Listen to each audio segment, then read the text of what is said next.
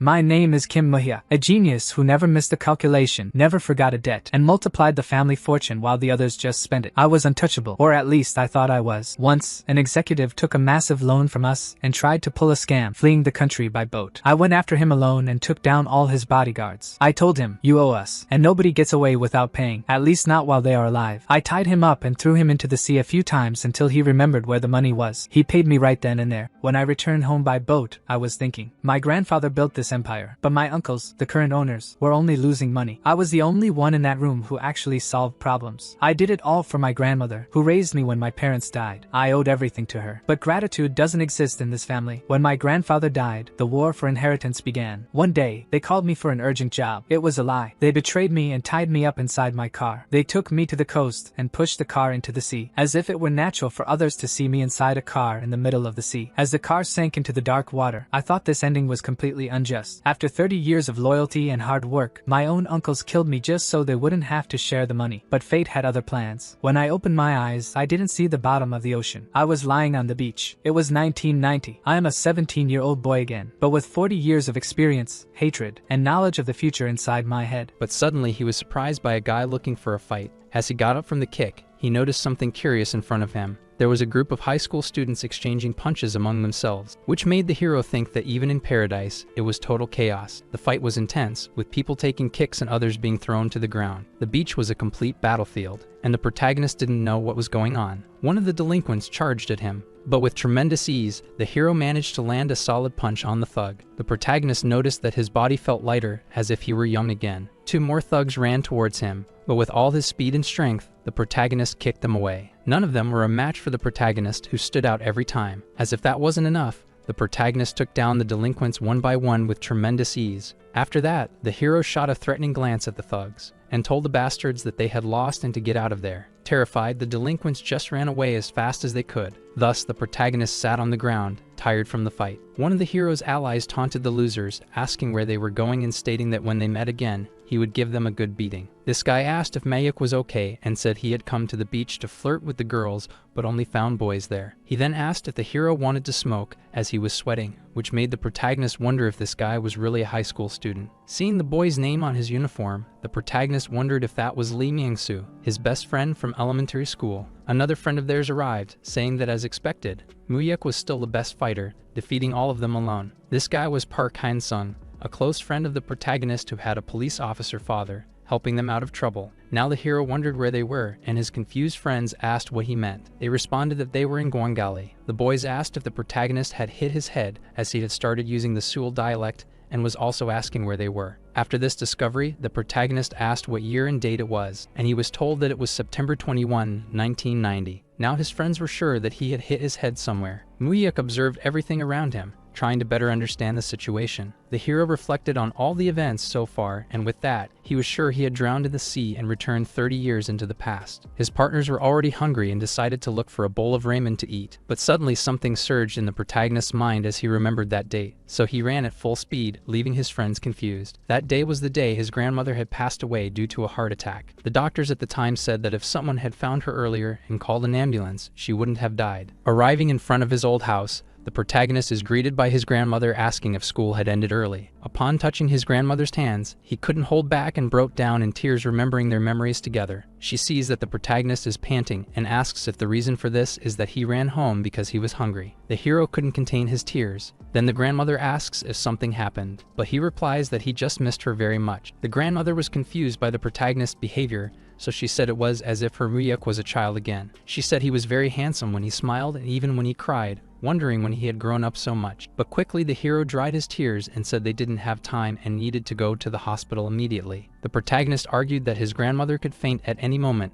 and they should check that at the hospital, but she hesitated, saying she wasn't sick. Desperate, Muyek told his grandmother to hurry because she could die, but she still didn't understand why she would die. Now with a happy expression, she said she would only die after seeing him married and raising his children. She entered her house telling her grandson to go to the room and she would prepare the food quickly. Now they were gathered eating their meal. The lady knew her grandson didn't like banchan very much, but he said he liked everything and would eat it all. Seeing the way the protagonist was eating, the lady said that if someone saw him like that, they would think he hadn't eaten for years. His grandmother left the room saying to wait because she had also prepared his favorite corn juice. The protagonist broke down in tears again, saying that all he needed was his grandmother's homemade food and wondered what he was doing being a little dog of the Chin family. But suddenly he heard a noise in the other room, and arriving there, his grandmother was lying on the floor unconscious. With imminent despair, the only solution the protagonist found was to take her to the hospital. The lady was already resting in a room, but still unconscious. In the doctor's office, he said that if they had delayed a little longer, she would be in very bad shape. However, they would need to conduct more tests on her. It was revealed by the health man that surgery would be necessary for the lady, as if she were left like this, she would faint again all the time. The protagonist was shocked to pay the hospital bill and not have a penny in his pocket, as just a short time ago, he was going to collect hundreds of wands. But to his surprise, his partner offered to pay the bill, saying he received his father's pension from an adult entertainment venue that morning. The hero thanked him and said he would pay him back as soon as possible. But they warned him about his behavior, saying that it was for his grandmother's expenses. They told him not to worry about that and just take care of his grandmother for now. However, he was questioned about her condition and medications. In the conversation the protagonist had with the doctor, it was revealed that surgery would be necessary and that the cost was around 10 million won. He knew that 10 million wasn't much before he died, but now he only had a few coins with him. At a payphone, the protagonist came up with an idea to pay for the surgery fee. He called directly to Pyeongchang-don and said he wanted to speak directly with President Taesun because he had a message for him. The message was that the son of his only daughter, Chin Masuk, wanted to see his grandfather. On the hospital terrace, the protagonist was deep in thought. He reflected that in 1990 there weren't many tall buildings, so it was exactly as he remembered. Fascinated by the fact that he was really back in the 90s, but also anxious about the fact that he could be murdered in 30 years. He suspected his uncle Chin Suman, believing he was the only person who could have sent his subordinates to eliminate him. But he still didn't understand the reason for such an act. As he firmly believed he was still useful to them, he questioned whether it could have been someone else. The protagonist begins to suspect Chien Suhan and Chien Juan, but that didn't matter now as it was his chance. He could finally destroy the Chien family and end the Taesun capital. Suddenly, a delinquent who was also on the terrace starts calling the protagonist. Suspicious, the hero wonders who is calling him now. While the punk asks for his name, the protagonist asks why he wanted to know his name and thinks he must be a thug. Not understanding the protagonist's behavior, the delinquent says he was trying to act tough. The two question where their manners were when speaking to elders. Boldly, the hero tells the bully that he should introduce himself before asking others' names. Already fed up with this, the delinquent says his name is Park Dong-soo and asks if he has heard that name before. The protagonist already knew that name. He was the second in command of the Sasam gang, a legend who became an heir after 2 years in the gang. But in that year of 1990, he was merely pursued for his boss's crimes and ended up being found dead in a hotel at the age of 29. So the delinquent couldn't believe the protagonist didn't recognize him. Thus, the protagonist asks if he ran a comic book store. But already losing patience, the bully says he already said his name and now wants to know the protagonist's. When the hero says his name, the troublemaker says he has the name of a killer, which irritates the protagonist, thinking he was a childish scoundrel. Now the delinquent said there were rumors of the protagonist being the good kid from room 405, who took care of his grandma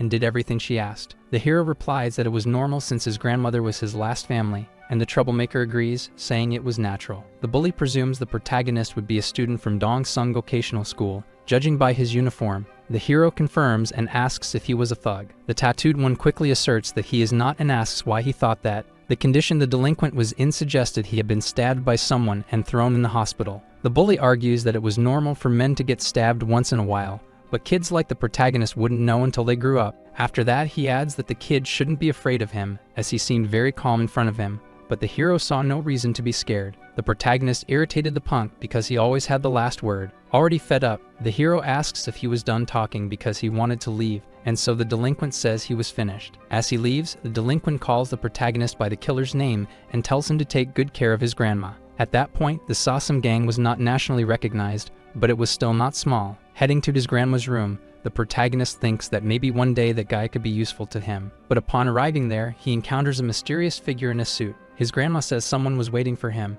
It was a young man in a tie. He was Director Ha, who already knew the protagonist. The two stare at each other for a while, and Muyek says they should go outside to talk. They head to a coffee house, and there the man introduces himself as Hae Myung-hoon, who worked for Director Taesun. Thus the protagonist knew he was his grandfather's right-hand man. This man was very trustworthy in his boss's eyes. In the protagonist's former life, That man was the only one who told him about his grandfather at his grandma's funeral. The man in the suit said he needed the protagonist to go with him to Seoul, but the hero quickly interrupts, asking why the president didn't come personally. But upon seeing the protagonist's frank look, he gets startled. The director understands his stance and says it was not appropriate for his age, but it was so natural that he couldn't be bluffing. Mr. He responds that the director was a busy man and didn't have time to meet him, but the protagonist reveals he wasn't talking about him, and rather about his mother, Kim Min, but he knew she wouldn't come. The protagonist imagines the man would say it was audacious to ask for her visit, remembering that even the president didn't go to the columbarium after her death. Thus, the hero asserts that if the president wanted to meet him,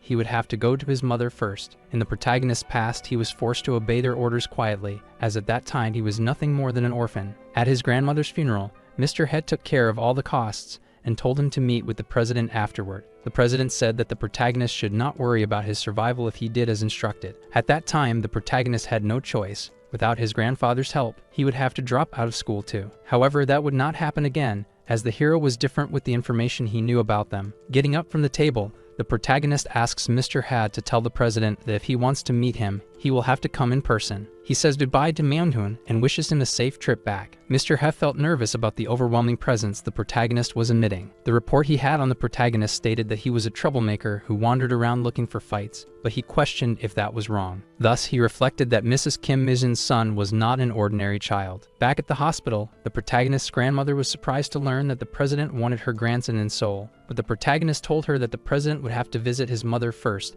as after 17 years since her death, he still had not visited her grave. His grandmother was horrified and asked if he knew what kind of person his mother's father was, but he already knew and said that business was in Seoul. The protagonist revealed that he had called them using the phone number his grandmother had hidden, and then asked if that number was what she used to contact her family. Grandma said that Mayuk should be good for his grandfather, but he revealed that he did not want to see him after being ignored for 17 years. Worried, his grandmother said that he could not do that. However, the protagonist replied that he should only worry about his health, as if he had his grandmother, he would not need anyone else. To Mayuk, his grandmother was the person who loved him the most in life, and in the past he had sent her away without warning. But in this new life, he would make her happy. In the Seoul mansion, the president confirmed with his servant the protagonist's words about having to go in person if he wanted to meet him. Mr. Hess stated that the meeting would only take place after he visited his daughter's grave. To the president, this was absurd. It made him think that the protagonist was either very brave or just foolish. Now the old man revealed that the kid had definitely captured his interest. He was determined to go to Busan to see what kind of boy the kid was, and if his grandson proved useful, he would mold him to the bone to become a servant for his family. The protagonist returned to his class downcast, but soon his best friend called him to sit with him. His partner asked about his grandmother's condition, to which the hero replied that she had already left the hospital. His friend said it had been a while since the protagonist had been to school, so he asked if he wanted to skip class to play billiards, but the protagonist quickly declined the offer,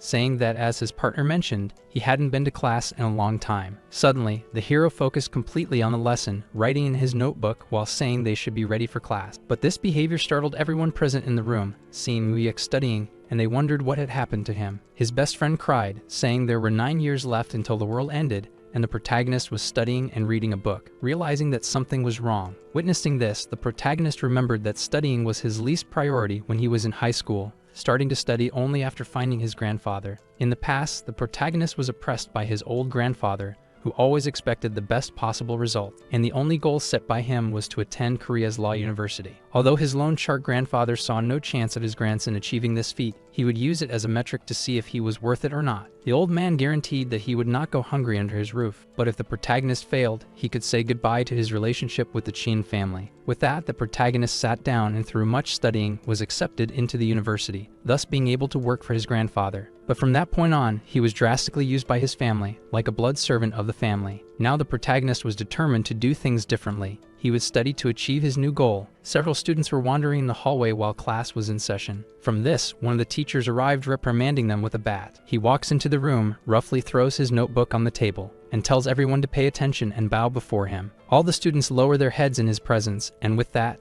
the next thing he did was call the protagonist to the front. He judged him by asking how many days he hadn't been to school, and followed up by questioning if he thought it was an amusement park where he could come and go as he pleased. The protagonist apologizes and explains that he had to take care of his grandmother, but at that very moment, he receives a slap from the teacher. Not believing his little story, the teacher says he was a bastard troublemaker, and someone like him would never take care of his own grandmother. He was probably drinking somewhere. The teacher still didn't believe that lie. while the protagonist remembers that teacher from the first grade classroom. He abused his students as if they were animals, continuing to belittle the hero by saying he was out of his mind to confront him like that. The protagonist reflected that the teacher must have been a little over 30 years old and didn't understand why he treated him that way. That bastard shamelessly asked for bribe money when he visited the protagonist's grandmother. Disregarding this act, the hero made his grandmother stop giving the thousands of won she fought so hard to earn, which is why the scoundrel always picked on him whenever he could. The teacher continued mistreating Wuyuk, making him lie on the floor, saying he knew he was always looking for trouble. The abuser argued that kids like the protagonist always became gangsters when they left school. But suddenly, the vice principal enters the room,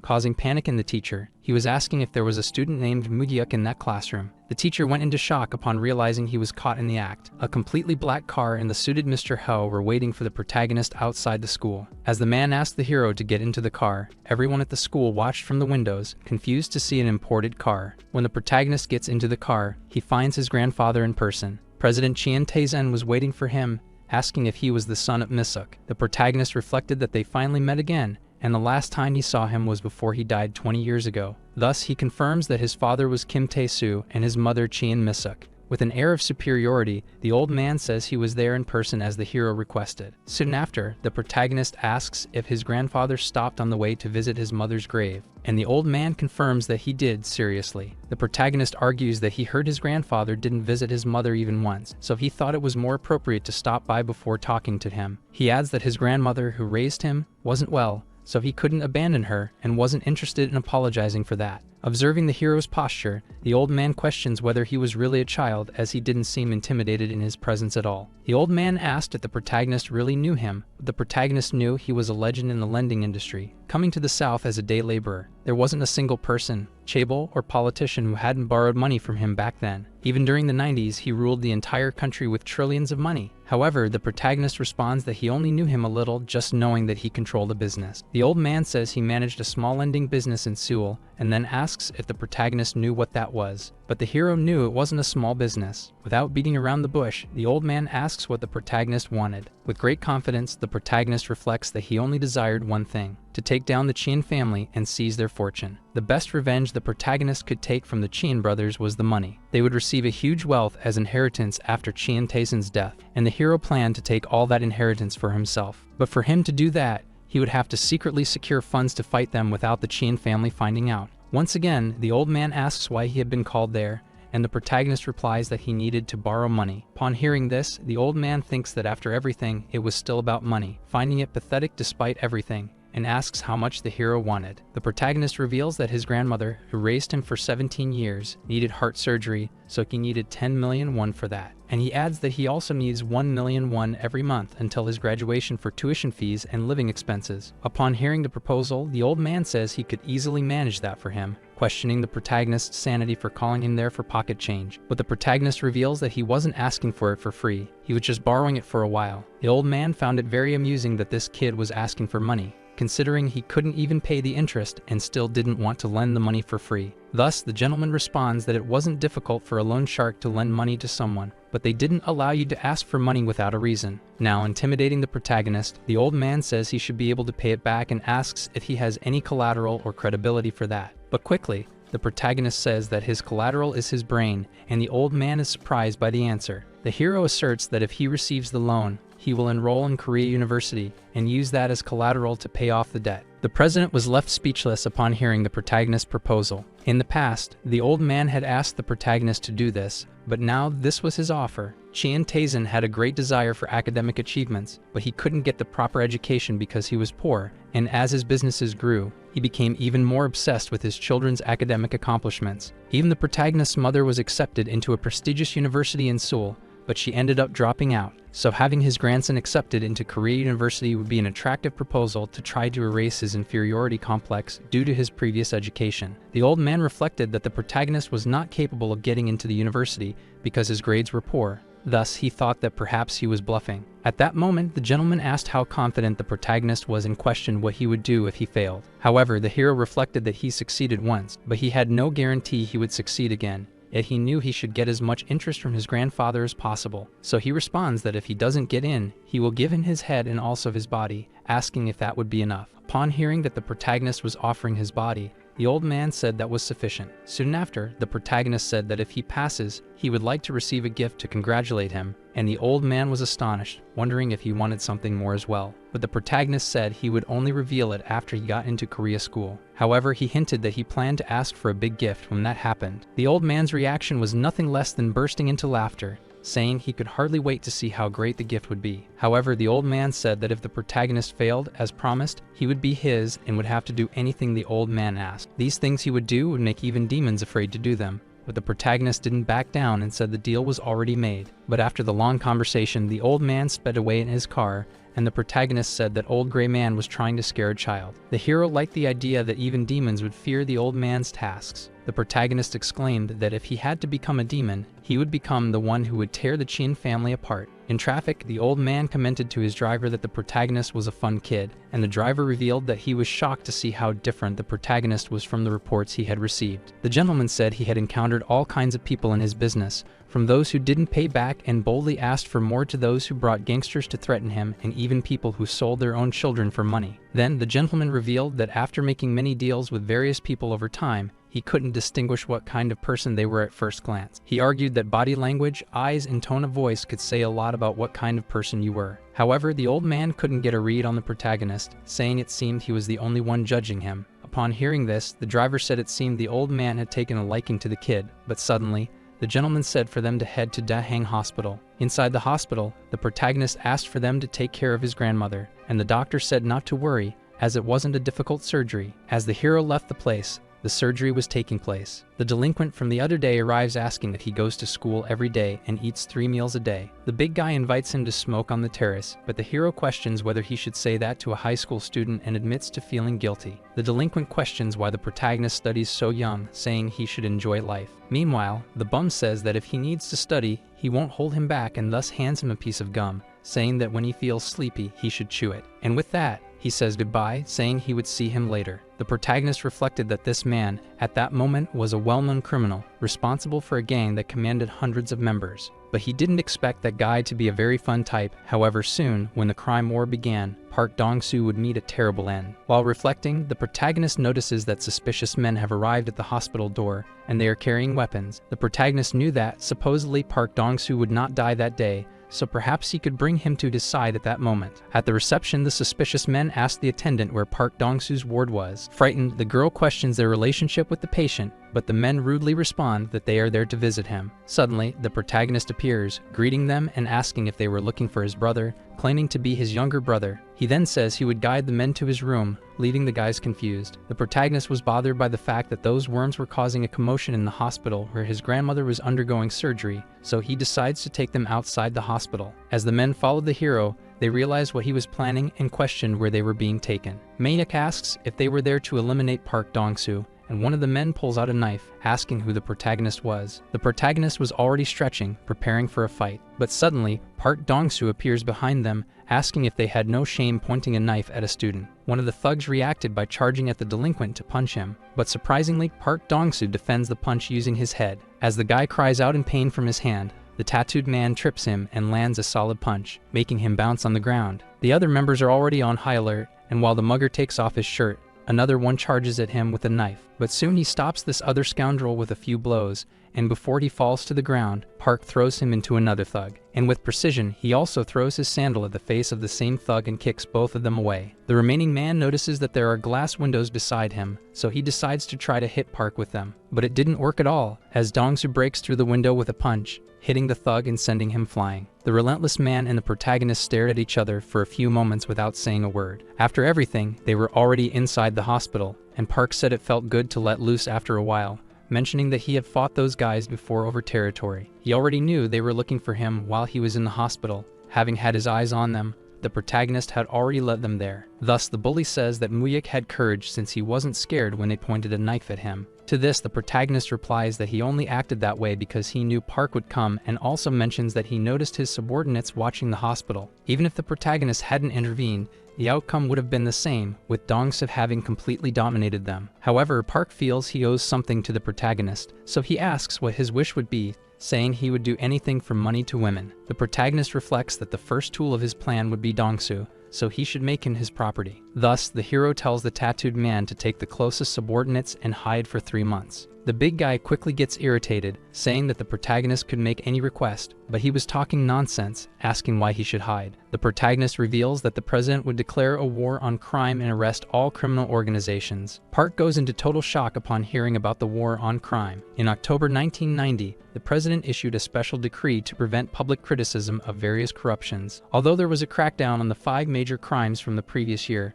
the president's announcement of a war on crime would be different. It was a large-scale operation to eradicate the major and minor criminal organizations linked to them. The protagonist was now telling him to keep the location a secret, even from other organizations. He added that he should be very careful with his boss, Lee Se-sung. Thus, the protagonist ended the conversation by saying that this was his only wish. The hero knew that the decision was now with Park, and that if he survived, he could be useful someday. A month later, what the protagonist told Dong-soo became a reality. The news reported that the Constitution granted total authority to the president to clean everything up, and the newspaper stated that even the prosecutor and the police were mobilized and all organizations in Busan were captured. Park Dong-soo only heard this from his colleagues, but he already knew everything. He told his companions not to do anything and not to go out causing trouble for no reason. Upon reading the newspaper, the little thug was surprised because it happened exactly as the protagonist said. When he was told about this, he only questioned what nonsense the protagonist was saying to him. However, he said it was worth wishing for reunification. The protagonist, with a smile, exclaimed that the wish would be fulfilled in Germany, but not by them.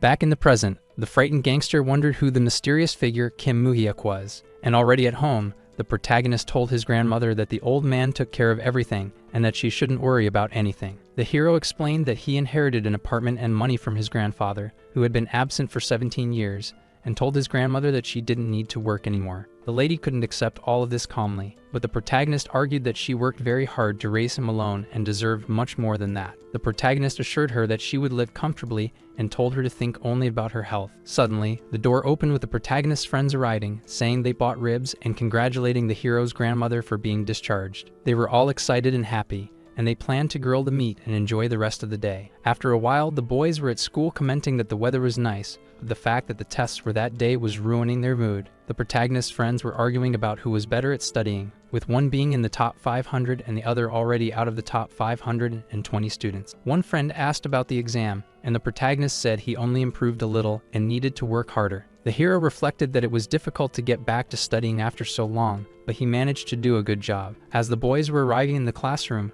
one of the boys said that Moo-hyuk was in first place in the exam. His friends were extremely surprised by this fact, and the boy said he heard it from the teacher's office that morning. Suddenly, one of the students informed the protagonist that he was being called to the teacher's office. His classmates assumed he was going to receive some award, so he should be excited. Inside the office, the teacher asked if the protagonist knew why he had been called there. Moo-hyuk, unresponsive, left the teacher without an answer, which made him slap him. His classmates watching from the window were anxious to see the scene. Once again, the teacher asked if he didn't know why he was there, and the protagonist confidently said no. Thus he received another slap in the face, and the teacher continued questioning what he did on the exam, whether he cheated or did something wrong. The teacher argued that the hero was among the worst students in the school last semester, and that now, in this one, he was in first place. The hero knew that the teacher acted this way because days earlier he mentioned knowing that the man in the car the protagonist got into was his grandfather. Thus, the teacher argued that it was fair for the protagonist's grandfather to congratulate him since he had been his guardian since elementary school. This attitude disgusted the protagonist, who said that the old man was the epitome of trash, much worse than he remembered. The hero simply replied that his grandfather lived in Seoul,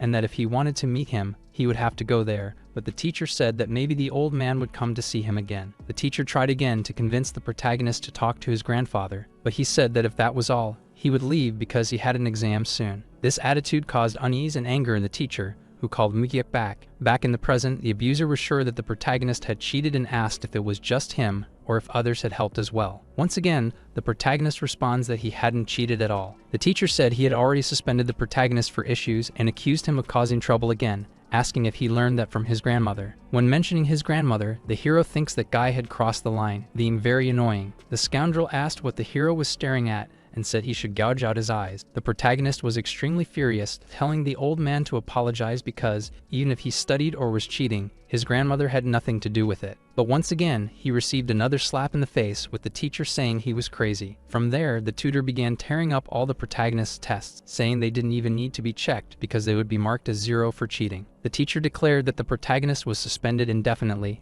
and stated that he would like to expel him but couldn't. Not satisfied, the hero proposed a bet with his teacher. He exclaimed that he would solve all the test questions in front of him just as he did in the exam. And so, if he didn't achieve the same score, he could be expelled from school without issue. But if he achieved the same score, he demanded that the teacher resign from his position at the school, which shocked everyone present. The teacher tried to resort to violence once again, about to hit the protagonist with a stick, but he was stopped by the protagonist, asking if he wasn't confident. And so, the protagonist demanded that they bring the test papers. Sometime after the events, everyone was still anxious for the outcome of the story. The protagonist had already completed a large part of the tests. At the moment the teacher was grading them, it was noticeable that all of them had the same maximum score. One of the teachers said that the protagonist was finishing the English test and that if he had a perfect score, he would have aced all subjects. Putting pressure on the abuser, the hero said he was on his last question and that if he was correct, the teacher would have to leave the school forever. And so he added that if he didn't keep his promise, he couldn't expect him to treat him like a teacher. Everyone watching became tense at the sight of the whole scene. However, the protagonist exclaimed that if the teacher apologized at that moment, he would stop solving the questions. The abuser didn't like the hero's tone at all, but suddenly, the principal arrived, telling both of them to stop,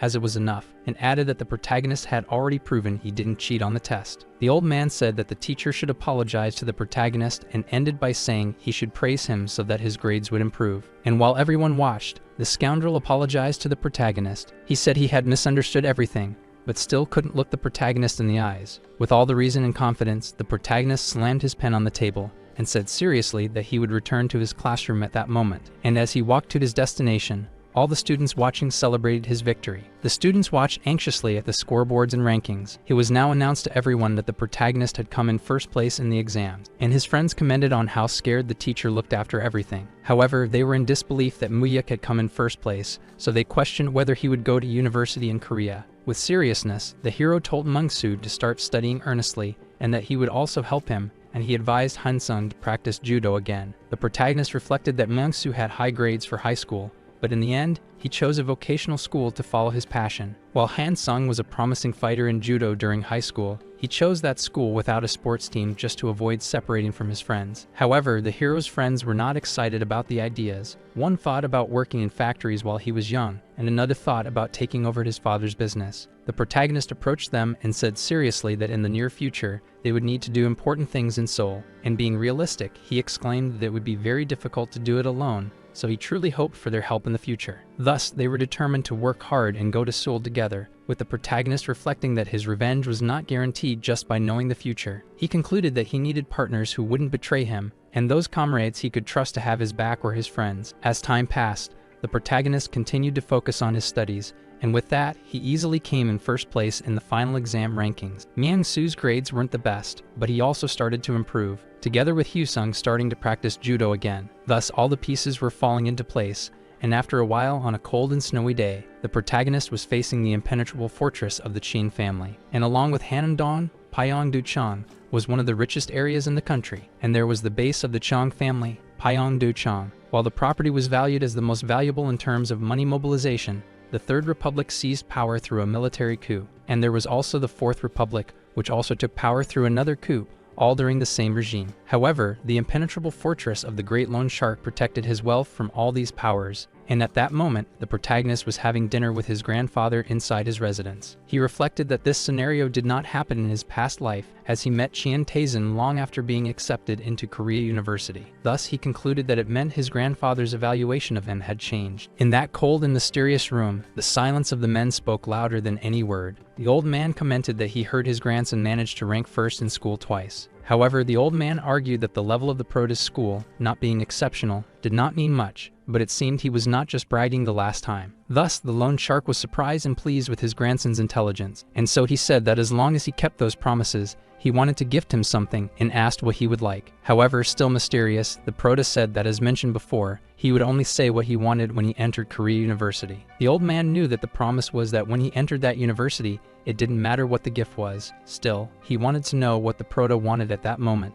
The hero noticed that his grandfather was trying to be kind, so he concluded that he should ask for an allowance. and boldly, the protagonist asked his grandfather for some shares of his company. The old man was surprised by the request and asked if the protagonist understood anything about the stock market. The protagonist replied that he didn't know much, which is why he asked for help. Thus, the prota questioned which companies would be good options for him to buy shares. With that, the hero presumed that if he asked for shares instead of money, his grandfather would consider it a nice request from his grandson. The old man smiled and asked the director what their stake in the Diane Corporation was, and it was revealed to be 4%. To everyone's surprise, the loan shark ordered that the entire percentage be allocated to his grandson and asked them to ensure the correct payment of taxes, as it was a gift for him. The hero was surprised to see that he would be given shares of Diane, as at that time it was the company with the largest conglomerate, ranking first among the huge corporations. However, after the founder's death, the company split due to conflicts among the heirs, and shares of that company were not just about money. Now the hero was immensely grateful to his grandfather, keeping in mind that it was extremely difficult to obtain shares of Diane, even if you had money. The prota did not expect to receive such a great gift, as he honestly thought he would only get some allowance, and at that moment, unexpectedly, the loan shark's sons had arrived at the residence. Strong presence people were there, among them were Chien Suman and Chien Suhan. Chien Suman asked if the prota was Nisuk's son. Now Muyuk was face to face with the people he had been searching for, those scoundrels who ordered his death. The old man told the prota to greet his uncles, but the prota knew they were suspicious, though he wasn't sure due to the circumstances, so he decided to stay under the radar. So he introduced himself formally and friendly, and his uncles said they heard he grew up with a lot of difficulty without his mother, being raised only by his grandmother. Thus, Suman approached the prota and said that anything he needed, he just had to say, because despite everything, they were still family. One of the sons asked if the mother-in-law of one of the daughters was doing well in business, as he heard that the Samsung group was in a difficult position. However, the girl replied that everything was fine and it was just the media making up stories as they please. She added that her father-in-law would not let that happen. The old man agreed, saying that man was relentless and never shed tears or blood. The loan shark added that his daughter should clarify that the father-in-law could always count on him, because through marriage, they were also family and should not be ignored. Now the white-haired man was questioning his other son about Mr. Kim, and was told that the father-in-law was doing a good job by actively participating in political matters without issues. Once again, the old man said that if they had problems, they could come to him to avoid losses, as he did not want to get involved in trouble due to illegal exchanges. And after all this conversation, the white-haired man asked if any of his sons had sent money to President Lee Hak-soo. He argued that money should not be used that way, as the requester should come before him and plead for the money, and thus never give it before that. One of the sons got nervous and asked his father if he did not know who President Lee Hak-soo was and feared that he would break his promise. Another son was also terrified, saying that if their father did that, the Chien Peng would not just stand by. And so, tension filled the air, and with all the idle chatter, the old man became furious as the atmosphere grew even darker outside. The protagonist was now inside his mother's old room, and while rummaging through the shelves, he reflected that it was exactly as it had been in his past life. As he picked up one of the books from the shelf and began to leaf through it, he came face to face with a photograph of his grandfather and his late mother. Thus, he reflected that this was the only photo he had managed to find of his mother in his past life, and that his grandfather had not left any others behind. It was as if that old man wanted the whole world to forget about the hero's mother. Suddenly, the door to the room opened while the protagonist was still rummaging through the items. He was surprised to see Chien Ji-won questioning if that was Mizuki's son. Muyuk suspected that this bastard had ordered him killed in his previous life, because in his eyes, the protagonist seemed to be a stone in his path regarding inheritance. Ji-won knew that the protagonist came from Busan and asked how it was to come from so far to Seoul, stating that it must be difficult to adjust to everything. The hero simply asked who that man was, and he responded by asking why the protagonist was being so direct, considering he was older than him, and asked if people from Busan did not know what it meant to have manners. Muyuk merely reflected that this man was extremely childish and that he had remained so even since the last life. This was a tremendous stroke of bad luck. Fed up, the hero silently put the book back on the shelf. Then with hostility, he approached the man and told him that it did not matter if he was older, as he was speaking informally for the first time they met and was still asking for respect. The young man soon went into shock at the way the protagonist addressed him, and the hero knew that he did not expect such a reaction, as it seemed to be the first time someone had shown him any hostility. His father was the eldest son of the Lone Shark King, and his mother was the eldest daughter of the president of the Samsung Group, so no one would dare treat him with disrespect. With that, Ji-won wondered why that nobody was so arrogant, and told the protagonist that that place was not for people like him, After that, boldly, the man asked the hero how much he wanted to leave there, starting by offering 100 million, saying that with that he would live very well. The protagonist recalled that previously that fool had said the same thing, but in the past he could not say anything, so he acted like an idiot. Now the hero sarcastically told his brother that he was very generous for giving him crumbs of money. But Jin's confused reaction made the protagonist explain that with that amount they could only afford to eat sashimi at a mediocre restaurant. Jun rudely said that now he understood why the protagonist did not have parents, and looking at him, one could tell in what state his grandmother, who raised him alone, was. Furious, the hero punched the door in the direction where the young man was. Now he asked if that man wanted to be beaten by a country bumpkin who had never learned anything because he had no parents. Frightened, the jerk asked if the protagonist thought he could get away unscathed after doing all this to the eldest son of the Chin family. He argued that he would tell everything to his grandfather, but was interrupted by the protagonist, telling him to stop, because he knew that the grandson, Jin 1 of the Samsung group, loved drugs and was resorting to smuggling, which could be reported in the news, completely confused. The young man, reckless, asked what the protagonist was trying to say, and so he comments that he would tell him about the other children in the family, the same ones who threw a party at the hotel that ended up sending a girl to the hospital. Ji-won still didn't understand how the protagonist knew about that. However, the hero says that, above all, that boy was just a child, and besides that, he was confident about going down to tell everything to his grandfather. Muyuk knew all the incidents caused by that boy in his past life, but surprisingly, those that had been caused so far were nothing compared to those in the future. Confidently, the prota says that if that man wanted to be treated like an older brother, he should act like one. And that sentence leaves Jin 1 completely in shock. Ready to lie down, the prota says that his brother should leave now because he wanted to rest, as he was already tired. Still nervous about the situation, Jin 1 says that the prota should never speak about this with anyone else, because if he did, one of them would die there. And so he asks if he understood what he was saying. With superiority, the hero asks if that was a request or a threat. Still scared, his brother says it was just a request. Already tired of that conversation, the prota says he understood and wanted to keep his mouth shut, and tells his brother to leave his room quickly. Ji-won leaves, slamming the door in a hurry. The hero reflects on whether Jin-won was the person who killed him in his past life, and he couldn't believe he was defeated by someone like that. The night passed, and the next day, the prota was walking around the house until he met his grandfather, who asked him if he was leaving. The hero confirms that he was leaving the house at that moment, bowing to his grandfather, and thus he says goodbye. Still with his head down, the prota says he would come back to visit him more often. The grandfather again says goodbye without saying anything, and the prota finally leaves the house. Already on the street, Muyuk received 100 million wons from the director, who said it was a gift from the president, as he thought just having shares in Hyun was not enough. And so the director reveals that the password for that device was the protagonist's mother's birthday. The prota wonders if that meticulous Chable Taisen who always took care of his things was the same one witnessing this now, and tells the director to thank him. However, the man says that Muyuk should call him himself,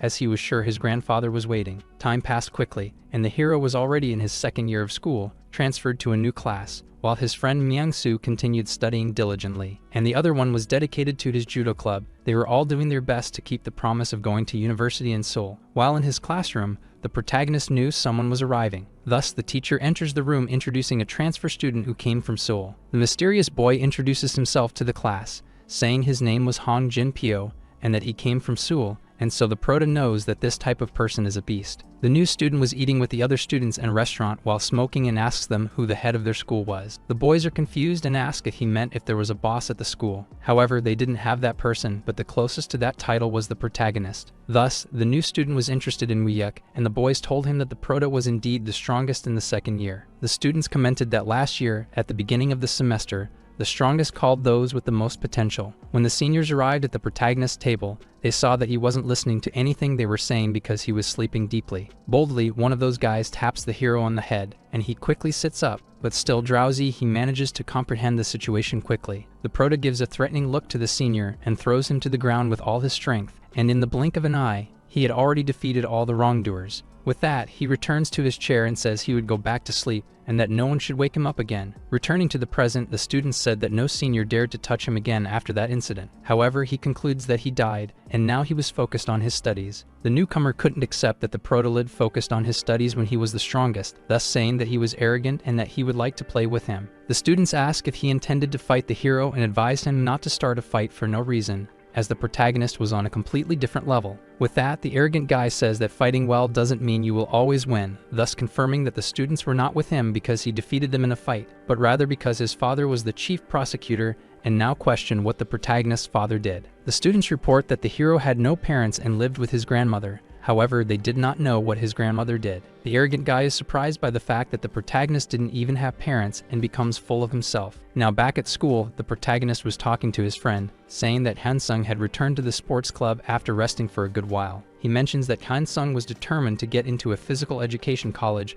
by following a strict diet. Now the hero's friend asks if he has heard about the new student, Jinpyo, who transferred from Seoul, being an annoying guy who spoke in the local dialect. The protagonist remembers this guy, the son of the chief prosecutor who used his father's influence to run the school as he pleased. His classmate says that the seniors were on a trip and Jinpyo was forming a circle, making even the freshmen act like gangsters, turning the school into this playground. Suddenly, they spot the annoying kid they were talking about passing by them. Jinpyo notices the protagonist's presence, and the same goes for Muil, who was already alert. With seriousness in his voice, the hero tells Mungsun to never get involved with those guys. However, Mungsun says he is worrying for no reason, as there was no reason to get involved with them. But once again, the protagonist reinforces that he should stay away from them, and his friend questions why he cares so much, wondering if it was because they knew some weakness of his. As the bullies walked away, the protagonist remembers his past with his friend, saying that something bad had happened to Mingsun. This friend reported that while Mingsun was fighting, he seriously injured his leg, thus unable to walk anymore. Furious, he adds that it was all the fault of that transferred student, as he used his father's influence to never be questioned. The protagonist was frustrated with the whole situation, but only said that it had nothing to do with him, and that he just wanted to focus on his studies. He regretted those events, therefore he didn't want to get involved with something annoying again, as he ignored Mingsu, his closest friend. However, now he was determined never to give up on the things that were precious to him, no matter who it was. In the classroom, while the short guy was studying, he was approached by the new student and the bullies who walked with him. Initially, he asks if Mingsun was close to the student named Muhyuk and claims to have heard that he was very good at fighting. The short guy quickly argues, telling him not to worry, as Muhyuk was just focused on his studies now, thus having nothing to do with him. Jinpyo is surprised and asks if the protagonist had any problem with Jinpyo taking over the school. And once again, Myeong-soo confirms, showing his finger, that he could do whatever he wanted with the school, as Muhyuk had nothing to do with it. But Jinpyo just says that the protagonist deeply irritated him. Now already furious, the short guy asks what the protagonist did to him, and why he insisted on annoying someone who was just trying to study. Now the bully opens up, saying that he hated when people thought some bastard was better than him. He then uses the bullies beside him as an example, saying that it seemed they were more afraid of Muhyuk than of him. Once again, Myeong-sun tells him not to irritate the protagonist, and one of the bullies doesn't like his tone, saying that he was a loser and should watch his words, as without Muhyuk he was nothing and would end up shitting his pants. But before the bully could do anything, the arrogant guy stops him and says that the big issue was that whenever he wanted something, he got it, and whenever he wanted to break something, he broke it. Not understanding anything, the protagonist's friend asks if he was retarded or something like that, and quickly one of the bullies slams his head against the table with all his strength. The bully says that all of this was because he was close to that bastard named Muhyuk, so he shouldn't take it personally, and thus he orders them to let Ming-sun go. While the protagonist was studying, one of his classmates ran towards him saying they had a big problem. He reported that Myeong-soo had been caught by Jinpyo, who said that the prota should go to the band room. Without thinking twice, the protagonist dashed off to save his friend, reflecting that no matter how much he tried to avoid it, this meant it was going to happen again. On his way to meet Jinpyo, the prota encountered one of his partners, who asked what they meant by Myeong-soo being caught by someone named Jinpyo. The hero tried to calm his friend down, saying he would take care of everything, but he wasn't easily accepting of just standing by while Myeong-soo was taken by some bastard. The protagonist reflected that after training for a year, Myeong-soo had become a promising talent in Busan, and if he got involved in violent incidents at school, he might have to give up his dreams. Thus, seriously, Muhyuk told his friend to calm down, as he was an athlete and causing trouble at school would negatively impact college admissions. However, once again, Hyung-sung debated with the prota, saying he didn't care about college at that moment because if anything happened to Myeong-soo, he would definitely deal with that bastard. Already losing patience, the protagonist raised his voice, saying he needed to do things in the future and would need his friend's help, so he earnestly asked him to let him handle it. With that, the hero prepared for the fight, grabbing a broom handle and telling Kang-sung to focus on not letting anyone come to them, no matter who it was, even a teacher. His partner was surprised and asked if he was really going to handle everything alone, and the prota replied that his partner probably forgot he was Kim Muhyuk. Upon arriving at the room, Moryuk came face to face with several students ready to fight along with Jinpyo around his buddy. Seeing the protagonist's arrival, the scoundrel said they weren't joking when they said that if he messed with Myeong-soo, Muhyuk would definitely show up. With that, he added that if the hero hadn't shown up, he would have broken Myeong-soo's ankle. Not believing the situation, the protest friend asked what he was doing there. Thus, the hero argued with Pio that if he had something to discuss with him, he should go directly to him instead of involving his friends. The bastard burst out laughing and tried to remember why he always did this until he recalled that he did it because he thought it would be fun. The prota was getting more and more irritated and now told him to let Myung-soo go immediately, saying he would play with him, making everything more fun. The scoundrel was disgusted by the protagonist's words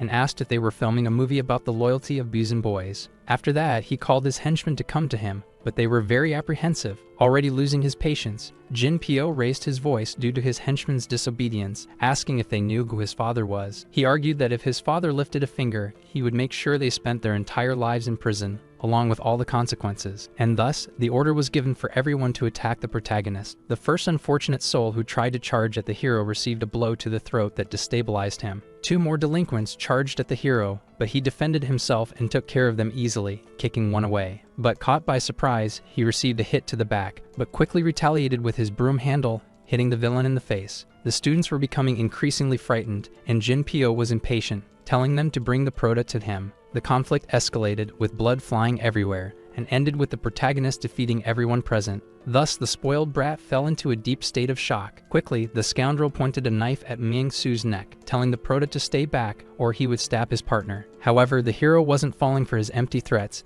and swiftly landed a punch to his face, sending him flying. Even though he was on the ground, the scoundrel didn't let go of his ego and said that the prota wouldn't get away with it because his father was the chief prosecutor. And so he explained more clearly that his father had the power to make anyone rot in prison for the rest of their life. The prota didn't care and said that a prosecutor was useless when his fists were closer to the law. And so he begins a series of punches, saying that all of this was for kidnapping his friend Myung-soo and for interrupting his precious study time. And finally, the protagonist retaliates by breaking the ankle of that scoundrel, saying it was revenge for breaking Myung-soo's as well. The bastard begged him not to do it, but the protagonist was already beside himself, and thus he did as promised. Now the protagonist found himself locked up in a police station, and suddenly his friend's uncle arrived looking for him. He said that Ryung-soo informed him that by saving Myung-soo, he had been arrested. The uncle informed him that Myung-soo was not hurt. The man reported that they had a big problem because the hero was caught fighting the wrong person, who was the prosecutor's son, and even though he was a police officer, he couldn't do much about this case. Thus, the protagonist asked for a single favor, and the officer was willing to grant it, which was a phone call that would only take a moment. Night had already fallen, and suddenly a furious man entered the police station,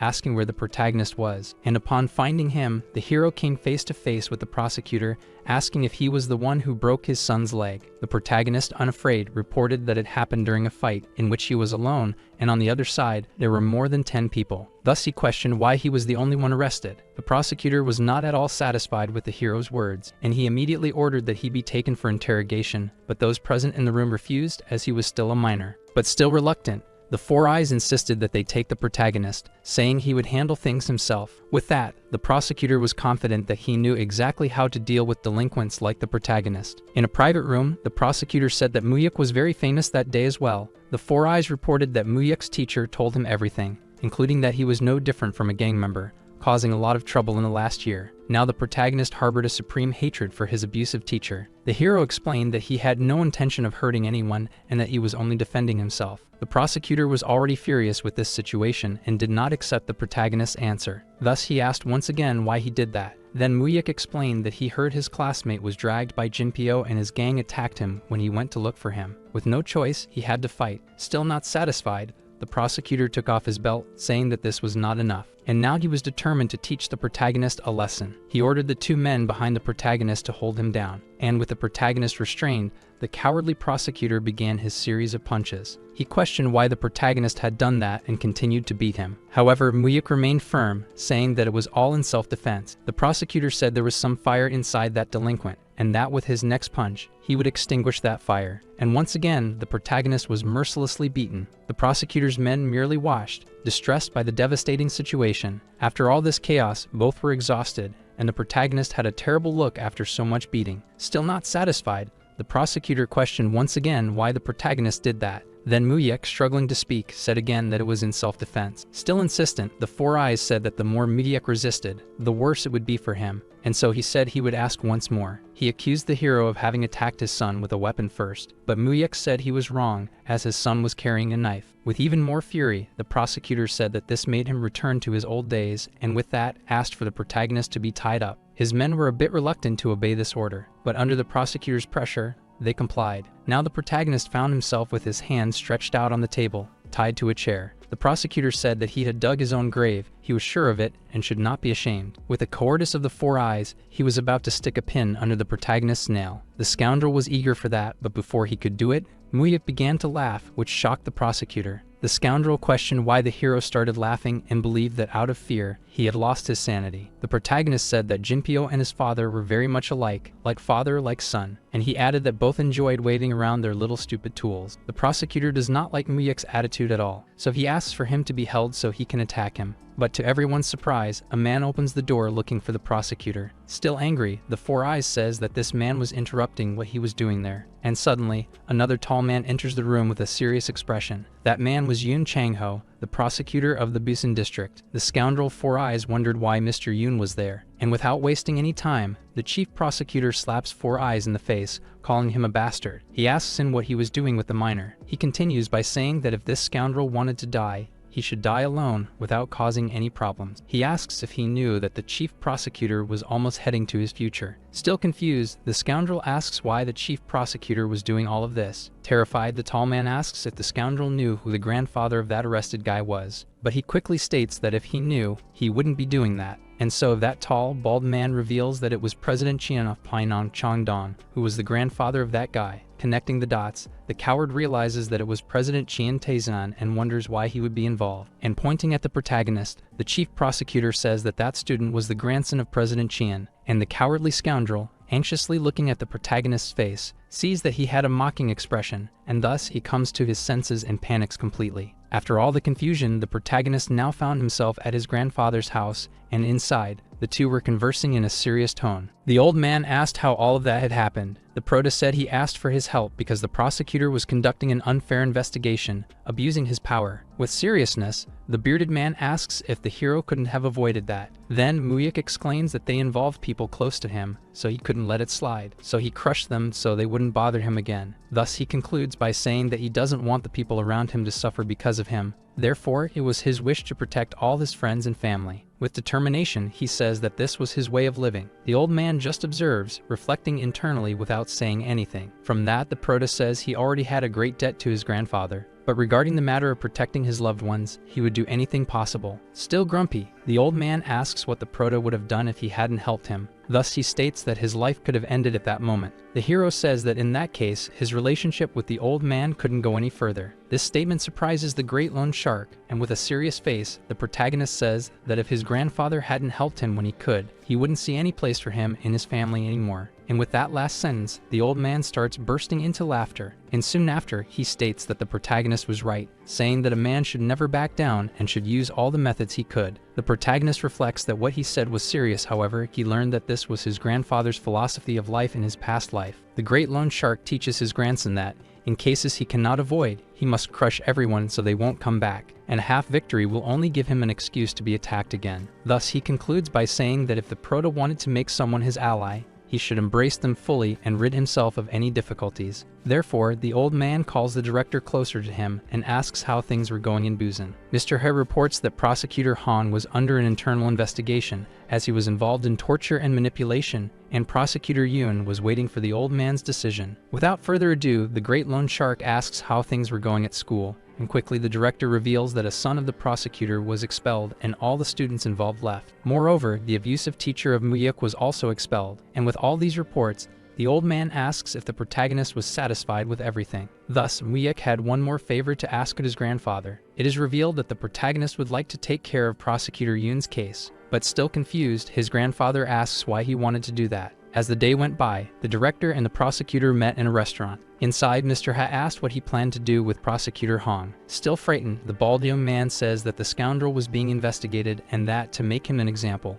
they would punish him. The director states that throughout the entire process, The young master's name should never appear. After that, he mentions that there was someone else there interested in speaking with the prosecutor. The director opens the door to the room, and there was the protagonist. They were both already seated facing each other in silence. The prosecutor immediately starts by apologizing for what happened last time, saying it was all his fault and that it would never happen again. But without showing much reaction, Moo-hyuk tells him to speak casually and affirms that he knows the prosecutor's limitations. The old bald man was afraid that the great loan shark would hold a grudge against Moo-hyuk for being his grandson. Thus, the protagonist reveals that he asked his grandfather to have this meeting because he knew the prosecutor was in difficult situations because of him, and he wanted to apologize. The man in the suit begins to get agitated, saying that there was no need to apologize, as everything had been his fault from the beginning for mishandling his subordinates. So Moo-hyuk says he will have to convey a sincere apology from the prosecutor to his grandfather. However, the protagonist was eager to change the subject. Shifting to another topic, the protagonist asks if the prosecutor would guarantee him a favor for another day, without any conditions. He explains that this favor was not to harm him,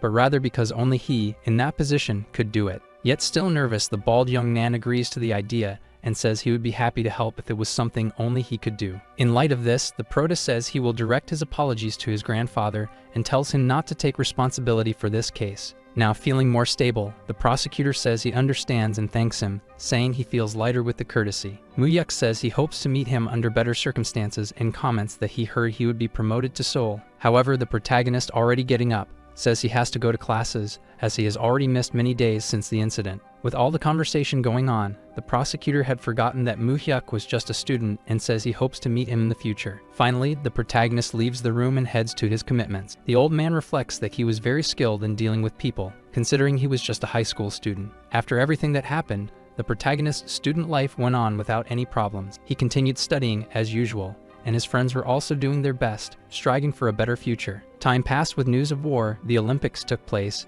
and a new political position was elected. And so the university entrance exam arrived, and the protagonist successfully took the academic proficiency test. In the great mansion of the Loan Shark, Director Hayes sets out to report something to the old man. He said he checked the protagonist's admission report through a university professor, generating curiosity in the old man. And as soon as the great loan shark picks up the report, he is surprised by what he sees. The scene cuts to a large crowd of reporters around the protagonist, saying that he passed first in the admission test, achieving a perfect score. They ask how he accomplished this feat. He had achieved a perfect score of 340 points, setting a new record in that region. Many reporters asked what his secret technique was, and if he received private tutoring. However, the hero reveals that he never had private lessons and studied only using books. One of those present at the scene tells Moo-hyuk to give some words of encouragement to those who would take the exam next. And so formally, the prota says that studying was the easiest thing in the world. Returning to the old man's mansion, he was greatly pleased with the result. On one night, after all the events, the boys were at a nightclub,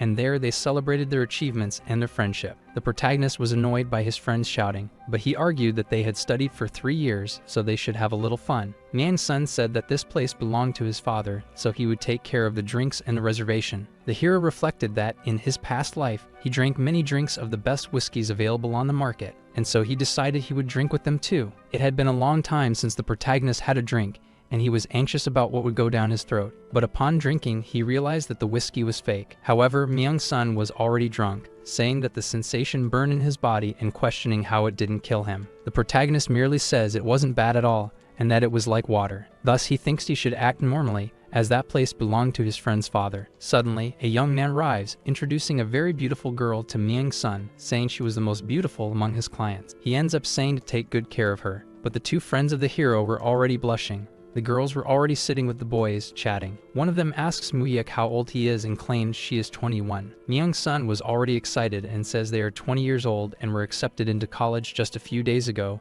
and the girl asks which university. But when he was about to speak, the protagonist silences him, saying they would be going to a small college in Seoul. Suddenly, some con artists approached the boys' table, asking what they were doing. The scoundrel wondered why the women hadn't returned after going to the bathroom, and he was confronted with them leaving with younger guys. The girl complained that she could no longer go to that place because the crowd was horrible. She said she left the room without any drink, and that the man should have noticed she didn't like his piggish face. The scoundrel said he was going crazy and wondered what that idiot was doing. The protagonist was already alert, being careful not to get into unnecessary trouble, and presumed it would be best to leave quickly. The hero stands up from the table and says they are leaving and apologizes. But as soon as the protagonist looks at his friend Myung-soo, telling him to get up. He realizes something was wrong with him. Suddenly, the kid freaks out and starts shouting that he didn't care about anything anymore. The scoundrels who were already bothering them became furious at Myung-soo's reaction. Moonhyuk was worried about his drunk friend. However, Myung-soo saw nothing wrong, as they were just there to drink. Thus, Myung-soo says he would ruin his father's business by doing this, but the protagonist says it was enough and they should leave soon. As the boys were leaving, a glass is thrown to the ground. The fat scoundrel who threw it asks where they thought they were going. One of the staff tries to calm him down, saying those boys were the son and friends of the owner of the place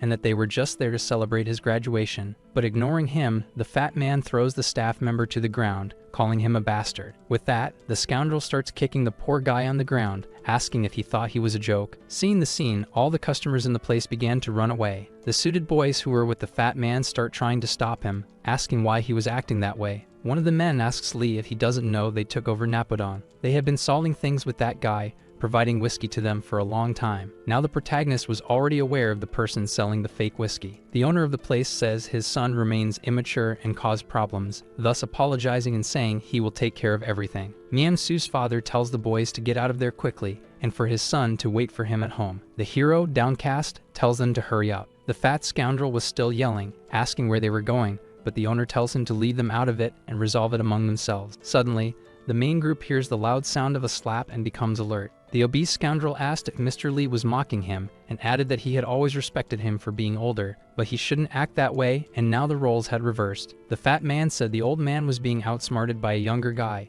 and with that, he starts kicking him, saying he should have treated him better when he was being nice. Furious at seeing his father getting beaten, Myung-soo charges at the scoundrel, but got no results, being easily subdued by the giant and thrown to the ground right after. Now holding the kid by the hair, the fat man said he would teach him a big lesson, saying that if he messes with someone he doesn't know, he will be beaten up. Now on his knees, the owner of the place begs Mr. Bien to stop and let his son go. Ironically, the pig says that the love of his father for his son was making him cry. With that, he releases Myung-soo and goes to slap the owner, saying it was as he wished. But quickly, he is stopped, having his arm immobilized. Moonhyuk finally acted, saying that it was enough and that he was going too far. The big guy didn't understand how his arm had been stopped. The hero says that no matter how angry he was, he should never hit a father in front of his child, and adds that he had already done enough and should stop. Still frustrated, the scoundrel wondered if kids these days had no fear anymore. And now, moving to try to hit Moonhyuk, he asked if he didn't know who he was, acting that way in front of him. When he tried to hit the protagonist, who easily dodged, he was surprised but didn't show any reaction. At that moment, the scoundrel's friends were already ready to face the protagonist. But suddenly, one of his men flew past him. As the big brute tried to process what was happening, he received a hard slap to the face. With that, he fell to the ground dazed, while Moonhyuk watched. Mysteriously, a figure waved to Moonhyuk, who was surprised to see it was Park Dong-soo. The punk that the protagonist had encountered at the hospital was there to help them, asking if he had fun while he was away. Facing the scoundrel, Park wondered how that idiot hadn't been captured yet, thinking he was such a sneaky criminal that even the police couldn't find him. The brute's reaction upon seeing Dong-soo was to say that this was his territory at that moment. With that, the punk approached the scoundrel, saying that Nampodong hadn't belonged to him before. Hostile towards his opponent, Dong-soo said he was there now, and seriously told him to get lost before he broke his face, causing the brute to start sweating cold. Then he greeted the protagonist, asking how he had been and saying it was good to see him again. Happy with the hero's presence, Park invited him for a drink of soju. In a room with just the two of them, Dong-soo commented that he saw the news where the protagonist was ranked first in the country, adding that he didn't expect that from him. Moonhyuk asked when he had returned, and Park replied that it had been a while, but he was taking time to discreetly reclaim the old territories. The protagonist asked if the delinquent managed the area, and he replied that yes, because all of it belonged to them. Despite that, he hadn't faced major fights to take them. Park Dong-soo commented that his last gang had been wiped out, and he added that if the protagonist hadn't warned him, he would have been in prison for many years, and so he thanked him. Suddenly, Park asked the protagonist what he wanted from him at that moment. With that, he explained that his life had been saved by the hero and he should repay him for it, as he couldn't live in debt to him. The protagonist gave a gentle smile, implying that he was aware of the situation. The protagonist questioned the delinquent, asking how long he thought it would take to take control of the entire area of Busan. Dong-soo, not understanding, asked if he was being questioned about that when he asked what he wanted, since the protagonist was worrying about someone else's business. But the protagonist replied seriously that that was what he wanted now. Park responded that it would take around 6 months, and at most a year. Since everyone had been arrested,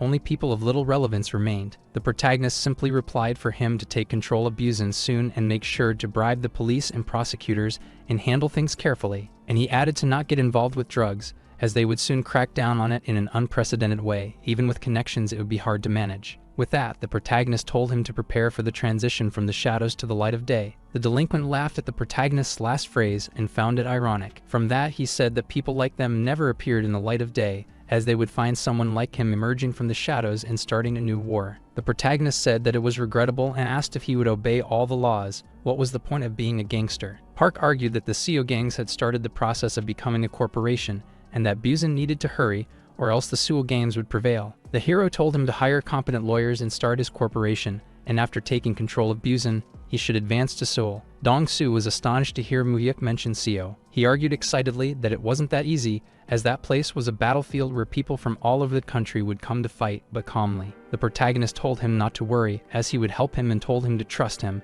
as he would make the preparations. Now calmer, the delinquent says that it was ridiculous, but he still felt very convinced by the protagonist's speech. Now more animated, the gangster says that it didn't sound bad, and that he would try to take control of Seoul. They served themselves once again, filling their glasses with expensive whiskey. Muyuk now said that there was a condition for all of this to happen. He reveals that in this process, his name and identity should never be revealed, nor his connection to Park Dong-soo, under any circumstances. Soon after, he swallows some of his whiskey and reflects that he couldn't have anyone knowing who he was, not until he fought against the Chin family, now inside his grandfather's mansion. At the president's house, the old man was reading a newspaper article about the protagonist saying that studying was the easiest thing. He bursts into laughter with happiness for his grandson. The director beside him asks if he is happy, and the old man replies that yes, because in addition to a family member entering Korea University, he was also among the best in the country. The loan shark said he felt so invigorated talking to the old man from the Samsung group on duty that morning. The old man knew that they usually belittled them, thinking that his family was nothing more than ignorant people with money, and they always bragged about their children. The director states that those same people who said that also came to ask the president for loans. The old man knows that this is true,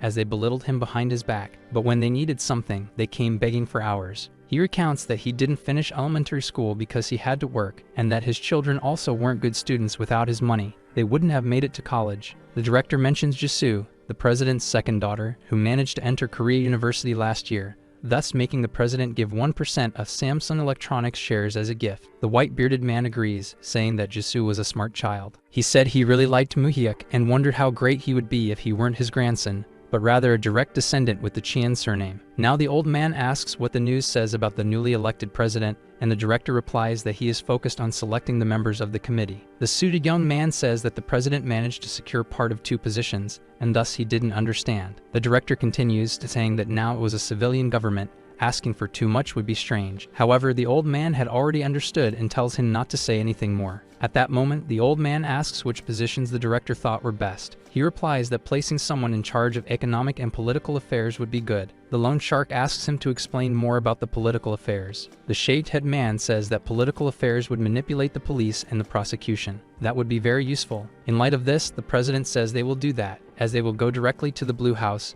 and the director agrees. Now the old man asks what Soo-han and Suman had been doing these days. The director reveals that the second chief was preparing a new venture, but there was a problem. He reports that this new business was linked to gangsters. Upon hearing this, the old man freaks out as he hated gangsters. Frightened, the big loan shark asks if most gangs hadn't been detained against war or crime, but the man in black says it was a gang that was secretly growing. The old man already knew the history of this gang called the Blue Wind Society. He questions what the hell they were doing involved with them. The director says they were involved in the slot machine business. The big loan shark gets furious and asks if that was the best they could do, just gambling. The shaved-head man reveals that Congressman Kim had been bribed and that his father-in-law was leading the licensing process, thus securing a lot of funds. Still disgusted, the loan shark says he should be doing tasks for those damned in-laws, as he had warned them in advance not to get involved with that society. With seriousness, the director asks how they should deal with that. But the old man says that for now, it would be good to just keep an eye on them so they wouldn't cause problems. Now the white-haired man reflected that he should never have borrowed power from the Blue Wind Society in his youth. Now he was clearly scared by this fact, but also relieved. He reflected that all of this was the result of his own karma and assured that before he died, he would break this chain of bad fate. At the loan shark's mansion, the atmosphere was pleasant with the sun in the sky, and at the entrance, there was a young man calling for his grandfather. This young man with good posture was Muyek, who was back. His grandfather welcomed him with a smile on his face and said it was good to have him back, and face to face with him, revealed that he had been waiting for him. Now the two were sitting in the main room, and the old man asked if the Prota had found a place to live in Seoul. The loan shark said he would get an apartment near the Prota's college and would also hire a maid so that he could focus solely on his studies. But the hero revealed that he would like to stay at his grandfather's house if he didn't mind. Continuing, he said that since the first time he visited that house, he had always wanted to live there. He argued that his mother lived there when she was young, so he would feel closer to her if he stayed there, and added that he would like to see his grandfather more often. The old man was very pleased to hear that, saying that he was good at saying things that pleased him, and told him to do as he wished. In the Prota's past life, he only went to that house when he was called, and he never participated in the gatherings, being treated as a stranger. But at that moment, he had been accepted into the law school of the best university, and it was a source of pride for his grandfather, so naturally, he would be treated differently. Now sipping his tea, the old man, curious, asked the hero to tell him. He died having fulfilled his promise of being accepted into the law school of Korea University 3 years ago, and the old man wanted to know what he would like to receive as a gift. The Prota gave a confident smile, knowing he had the old man in his hands. Now he said that Grandpa must have been very curious since he called him right after the graduation ceremony, and the old man said that the Prota's achievements were not something that could be achieved just by wanting. Now the fool said that there was no way not to be curious, since he had worked so hard for his studies, and now he wanted to know what he wanted. In response, the protagonist revealed that he would like to learn more about his grandfather's work. With this revelation, the old man and the director were completely stunned, not saying a word. Still in disbelief, the old man asked if that was really what he wanted, if it was about learning how he worked, and with that, Muyek confirmed that yes, that was what he desired. The white head asked if he was saying this, being aware of the kind of work he did, since private loans were not just about lending and collecting money. Confident, the hero said he didn't know much about that, but he was sure that the work he did was not something common, which is why he wanted to learn more. The old man was still confused and spent some time in thought. Muyek reflected on what he needed to take his grandfather's fortune and take revenge on the rest, and he wondered what he should ask him. He reflected between money, people, or properties, and actions that would increase in value vertically. But using the knowledge he had of the future, making money was not a problem. However, if he accumulated wealth that way, he would eventually be exposed, and his uncles would try to control him. In this regard,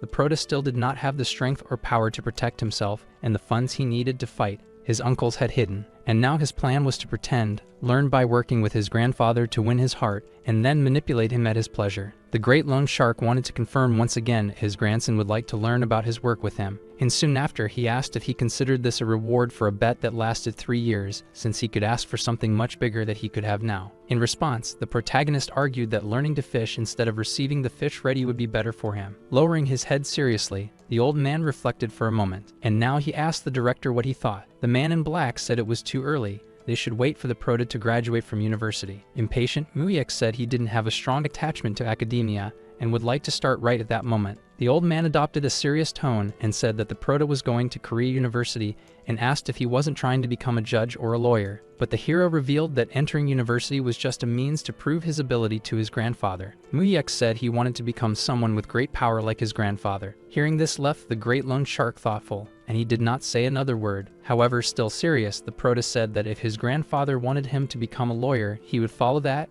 as he was ready to take the bar exam whenever needed. The white-bearded man says that the protagonist implied that by taking the bar exam, he would be served on a silver platter for him. Director Ha reflected that this man was truly unpredictable, and wondered if he had a much greater capacity than he imagined. Now the great loan shark was determined and said that the protagonist should move forward and try. The president ordered the director to teach his work to the hero. Now inside a closed room, sitting at a table, were the man in black and the protagonist. The director begins by saying that the president was involved in a loan business and reveals that these were private loans, or as they say, loan sharking. And even if they were private, they were still being operated within the law. Thus, the director instructs the protagonist to study the law thoroughly, as they needed fail-proof guarantees. These guarantees could be real estate or various types of securities, and they also accepted stocks, but only those that could affect the company's shares. The president personally dealt with large conglomerates, helping with funds and amounts, and said that banks could not handle it, moving tens of billions daily. The protagonist reflects that, at that time, The large banks had not developed, and Myeongdong and his grandfather were practically the center of the financial business. Now the director tells him to learn the negotiation process where the president deals with the conglomerates, and for that, he should read several books on the subject. A huge pile of books and documents is placed in front of the protagonist, making him a bit startled. The man in a suit says that these were the books and contracts and the legal materials regarding the guarantees they currently had, and thus instructs the protagonist to read all of them over 3 days and then send a summary. The protagonist felt a bit embarrassed as he already knew all those things, but still had to pretend. A week later, at the old man's mansion, he asked what the director thought of the protagonist after teaching him. The shaved head reveals that the protagonist was capable of seeing the flow of money and finding hidden patterns in various documents. In his opinion, it would take a lot of experience to have these skills, but the hero developed them as if he already knew everything. The old man, upon hearing this, tries not to show a reaction, but he was convinced that his grandson had great talent. In this process, the director reveals that they found corporate representatives, and with that, the protagonist did not feel intimidated at all, being quite natural. Continuing, he says that he did not need to help the hero at all. Thus, these words were like honey to the old man's ears. In light of this, the director argues that the protagonist could learn all the tasks he could teach him in a few days. Suddenly, the great loan shark asks if he could put Muyuk in charge of the Myeongdong operations. The shaved head is startled and asks if it wasn't a bit early, and also wonders if the Myeongdong bosses would recognize the protagonist. The white-bearded man, confident, argues that he had entrusted his work to the protagonist and questions why he would need their recognition. The director counters by saying that even Presidents Chien Suman and Suhan had difficulty dealing with those guys and wondered if the young master would be capable. The president says that eventually they would have to face them, and it would be better to do it sooner rather than later, and asks to gather all the banking books from Myeongdong. Now the old man was very anxious to see what the protagonist would be capable of doing and whether he would be of any use to them. Now in a very luxurious corporate building, one of his sons received a call, and it was revealed to him that the protagonist was going to Myeongdong. He hangs up the phone silently as if he were very doubtful. Thus he begins to look thoughtfully at the city from the top of his building. He reflected on his father's intentions with that young man. In the great city of Seoul, traffic flowed smoothly and the sunlight was pleasant. The protagonist and the director were inside the car, and the hero asked what kind of business the long-haired man had in Myeongdong. He replied that the 5 major banks were concentrated in Myeongdong. Then the loan market formed in that area, with the main presidents of the conglomerates taking care of it. But Chang Su-man and Su-han took care of other smaller areas. The director continued by saying that besides those two, there were 4 people known as the 4 heads of Myeongdong. They were the largest private lenders in Myeongdong, moving tens and hundreds of millions daily. He went on to say that the president trusted them with his money as an investor, so the protagonist should check if they were managing all the funds properly. Now with a more serious tone, Mr. Hess said that those guys had been in the business for a long time, so it wouldn't be easy to deal with them. Even so, the protagonist was very distrustful, saying it was no problem, as he would have to face them one day, and it would be better if it were early to learn. The director is surprised by the hero's response, and he remains silent. At that time, the loan industry was filled with cruel people, whom even the gangster feared, and these people included the 4 loan shark bosses of Myeongdong. These same individuals had maintained their positions for decades and earned the trust of the great loan shark Chung. That is why they were formidable individuals. However, the protagonist had also grown up in this field in his past life, in addition to having died because of it. Upon reaching their destination, the boys are greeted by one of the 4 loan shark bosses, who welcomes them. Friendly, he says he was looking forward to their visit and asks if the president is well. The director replies that he is and asks how he has been. With that, he is introduced to the president's grandson, our protagonist. Muyuk bows his head, waving at him and introducing himself. The great boss extends his hand to the hero and introduces himself as Kim Ho-shik, saying it is a pleasure to meet him. The boss comments that he knew the protagonist had entered Korea University and says he also graduated from the same university. Maintaining appearances, the protagonist says he is eager to work with such a great man. This person, who was a private lender who graduated from Korea University, gave up his university diploma just to pursue a career in that field on his own. Continuing on, the protagonist sits down and first asks for the ledger. Still confident, the great man asks if he is already starting and tells him to take it easy, thus encouraging him to have some tea. The protagonist, unfazed, says he is not used to that, so it might take a while. He would like to start with the ledger. After that, he hands over the ledger and thanks him. The protagonist begins to read attentively, taking all the time in the world. Once again, the boss offers a coffee for the protagonist to drink while he analyzes and says he is confident there will be no mistakes, as he graduated in business administration. The hero was a bit shaken, reflecting that the ledger was meticulously organized, but something was wrong. as that Kim Hoshik he knew was not meticulous at all. With that, the protagonist says the ledger was impeccably organized and asks for the bank statements. Kim Hoshik discreetly signs to one of his servants without saying anything. After a while, the protagonist had already analyzed the bank statements placed on the table. Thus, his verdict was that 12 of them were correct, and the boss says those statements were the most important as they could not afford to lose any. The protagonist continues to thank Kim Hoshik for all the effort he made and says he would take all of that with him. But upon hearing this, the great man becomes furious. The protagonist continues, saying that the president instructed him to recover all the bank books managed by him, but that person could not believe the president ordered that. Now Kim Hoshik was sweating cold, reflecting that the president was indeed tampering with the bank books. Thus the boss questions, saying he could not just recover them suddenly,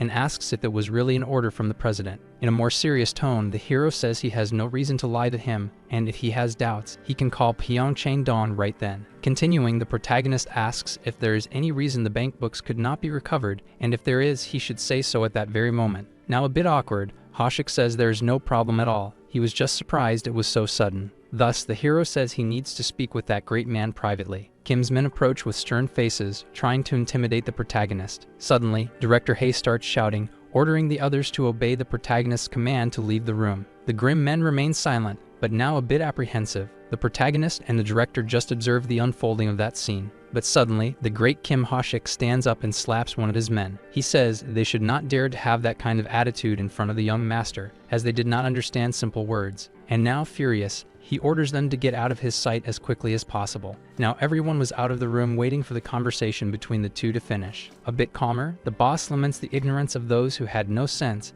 and asks the protagonist to understand. At that moment, lighting a cigarette, he asks why he is so serious for a private chat. Suddenly, Muyek stands up with an intimidating look and says that since that man was a servant, he should act like one. Now in complete control of the situation, the protagonist said that the young man didn't know how to read the room and was so stupid that he couldn't tell the difference between dung and soybean paste. Kim Hoshik, who couldn't believe what he was hearing, was perplexed. He stands up, furious, shouting that the protagonist was a little bastard who was nobody in life. But now the protagonist raised his voice once again, shouting for Kim Hoshik to sit down. The men outside the room hear the shouting and are anxious to know what was going on inside. Moments earlier, while the protagonist was in the car with the director, he was asking for a favor. Mr. Ha asks him to explain what he meant. Thus, the hero reveals that when he was alone with Mr. Kim Hoshik in the room, regardless of what the director heard, he was not to enter. Still rational, the long-haired man said he wasn't sure the protagonist would be okay, as that man was not easy. In response, the protagonist said that if he couldn't handle people like him, he wouldn't be able to face the presidents of future corporations. And following his orders, the president listened to everything outside the room, but did not intervene at all. The protagonist now told Hoshik not to be tough and argued that he already knew he was tampering with the bank books, but understood that he did it to make a living, so to some extent, he could turn a blind eye. The man's expression was one of complete despair, as he was very anxious. Now the protagonist, furious, said that he couldn't be messing with the president's secret account. The hero, outraged, questioned why that jerk hadn't brought him the book of the secret account. The boss was already sweating cold, wondering how Mori knew about the secret account, since only he and the president knew. And with that, the protagonist was convinced that he had caught Kim Hoshik. Kim Hoshik continued to be anxious in front of the protagonist, who demanded his grandfather's secret notebooks. The protagonist was sure that those notebooks were being managed by him and wouldn't back down, continuing to ask for them. It was entrusted to the four main bosses of Mindong, a notebook, with accounts made under a name that didn't even exist. These held 1 trillion wons each, totaling 4 trillion, as discovered by the protagonist while searching for the hidden money after his grandfather's death. However, when the real name law was implemented,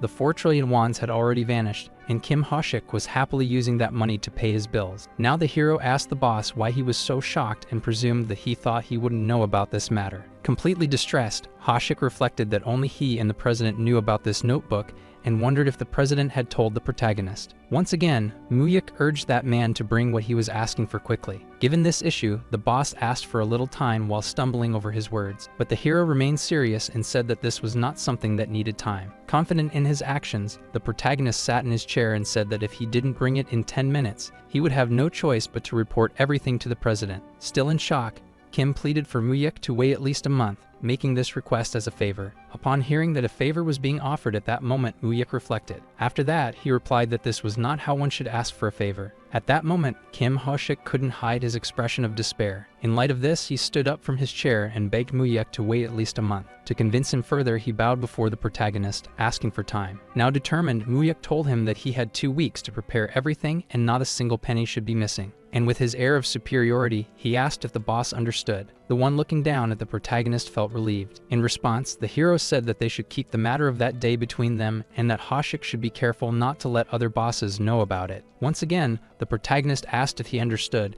and with a trembling voice, Kim replied that he did. Now adopting a friendlier tone, Muyuk said that he had no problem with the book, Razao, or the bank statements. Leaving the room, the protagonist said he would return to follow up on what was missing in 2 weeks. Outside, he came face to face with 3 men waiting for him. These were the same ones who were servants of the boss and did not seem to be in a good mood about the situation. But upon seeing this scene, director Hei shouts for them to clear the way. The tough guys who were trying to intimidate Muyuk tremble in fear at the shout. Thus, the two continued their walk out of the building. Quickly, the 3 goofballs rush into the room to check on how their boss was doing. But there he was, covered in fear, wondering if that boy was just an ordinary kid, as he was completely different from what they had said. Another day passed, and now at the mansion of the Great Loan Shark, the old man was asking how the meeting went. Director Hare reported that the protagonist received the book, Razao, and all 12 bank statements with fake names, and he would also receive reports to be made every 2 weeks. The old man asked if there were any other problems with Muyuk and Hoshik. However, the long-haired man said that at first, Kim treated the protagonist as a subordinate. Thus, he added that after their conversation, the young master left the room very confident. These reports made the Great Loan Shark thoughtful. With that, he asked who was next, and Mr. Hay said they planned to visit No Iction. The old man thanked the director for his work and told him to take a break, which he complied with. With that, the president picked up his phone to make a call. He had called Kim Hoshik and started by asking how it had gone and how the protagonist was doing. But Hoshik stumbled over his words and took a while to respond. Once again, the old man asked and questioned the reason for the silence. The report that Kim gave him was that compared to President Suman and Suhan, the protagonist resembled the old man a lot. The great Qian asked to confirm if that was really what he thought. After that, the president asked what they had discussed privately, and once again, Kim Hoshik let silence take over. Already stressed, the old man said he didn't like to ask twice and questioned again about what they had talked about. However, Kim opened his mouth, saying that Muyuk mentioned the secret bank accounts that had been entrusted to him. Thus, the president was startled, widening his eyes. He reflected on how Muyuk had discovered that. After a long silence, the old man asked if there was anything else. Hoshik reported that he agreed to deliver them in 2 weeks and asked if he should really do that, and the president agreed, telling him to deliver them. But there was a catch, the president said. Hoshik, who was in his office scared, awaited the old man's response. Now he was receiving a lecture from the president for raising his voice at his grandson. The scoundrel said he was very sorry and promised it would never happen again. The great Qian made it clear that he was just a servant who got rich, and that it didn't mean he could sit at the same table as the boss. And now calmer, the white-bearded man told him not to forget who helped him get to that position. Sweating cold, Hoshik said he would keep that in mind. After that, the president hung up the phone in silence, and he reflected on how the protagonist discovered the secret notebooks he had entrusted to the heads of Myeongdong. He also didn't understand why he asked for them to be delivered. Continuing, he thought that neither Suman nor Suhan knew about the accounts, and moreover, he wondered how Muyuk convinced them to be handed over to him. The old man remembered Kim's words saying that the protagonist resembled him a lot, and with that information, he felt very pleased. Another night passed at the mansion of the Great Loan Shark. The protagonist reflected that he knew Kim Hoshik's weakness and wondered if the other heads of Myeongdong had tampered with that same bank notebook. He was worried about the 400 billion in the orange account that would disappear after the implementation of the real-name financial transaction system. Still restless, the protagonist wanted to get his hands on that money without anyone finding out, as it would be a strong support for his fight against the Qian brothers. But soon he concluded that there was no way to get that money before the real name system was announced. The next day, in the office of one of the bosses, the checking accounts and other documents were laid out on the table. After reviewing them, the hero said everything was fine and that he would be checking the accounts every 2 weeks and would also take the bank books. With that, he asked the boss if he agreed. In-sok, one of the big bosses, agreed with the young master. Without wasting time, the protagonist asked if that gentleman had any other bank book that belonged to the president. The boss tried to play dumb about the president's notebook. Seeing In-sok's reaction, the protagonist interpreted that Kim Hoshik hadn't told that man anything. Once again, the hero asks if the boss had a notebook that the president secretly handed to him, justifying that he himself asked him to take it. Still sweating cold, the boss says that only he and the president knew about that, so he would have to confirm with him first. The protagonist tries to sweeten his words, saying that he could trust him, and that the mere fact that he knew about the notebook meant that the president wanted it. Judging by the reaction of the two bosses, Muyuk thinks that the money did not disappear when the new system was implemented and wonders if they were hiding the money. The protagonist reflected that all the bosses had huge lending companies in Mindong thanks to his grandfather, and yet they betrayed him. At that moment, Muyuk asks the man if he needed more time. Still frightened, the boss promises to deliver in 2 weeks but soon reduces it to just 1 week. Upon hearing this, the hero feels relieved and even lets out a small sigh. Full of himself, the protagonist says he would wait for a week and that he would not report anything to his grandfather. He knew that his grandpa had done a lot for those men, but tampering with the bank book was already going too far. The protagonist says with a mocking tone that his grandfather was still very healthy and warns that man to be careful. He argues that when a dog bites its owner, you cannot let that go by quietly. Later that day, the protagonist heads to another boss. He reads the bank notes attentively, but still suspiciously. The man he was visiting this time was Shin Sungal, a wrestling champion whom his grandfather supported since childhood. For this reason, he was the boss who was most loyal to the old loan shark. With this, the protagonist had already finished checking the bank books and the ledgers completely. Continuing with the inspection, the hero asks to be handed the president's secret bank book. To Muyuk's surprise, the wrestler doesn't hesitate and quickly goes to fetch the president's records. He starts by moving towards a portrait of the president, and upon moving the portrait, a hidden safe in the wall is revealed. The big wrestler hands over the secret notebook without hesitation and kindly. This makes the protagonist reflect that he did not embezzle any money, which was expected of him, as there was a reason for his grandfather to trust him. Outside the building, they were already saying goodbye in front of his vehicle. The giant said he was looking forward to the next meetings and bowed to the young master. The protagonist said that next time they would meet in a more comfortable place. With that, they sped off down the road. The last boss they were to look for was the gentleman and the giant, who among the 4 bosses had the most experience. This boss, unlike the others who learned from the protagonist's grandfather and became independent, was a loan shark who competed with the Great Qian in the lending market during the 1970s. Thus, director had asked if the hero knew the nickname of Mr. Yu Jigang. The protagonist was already aware of the situation, saying that he obviously knew. He was a man who single-handedly defeated the gangsters who tried to dominate the lending market of Mindong. He was known as the Hammer President Yu Jigang. Now inside his office, he was completely focused on his tasks with a serious look. After noticing the presence of the two in his office, he tells them to wait just a minute,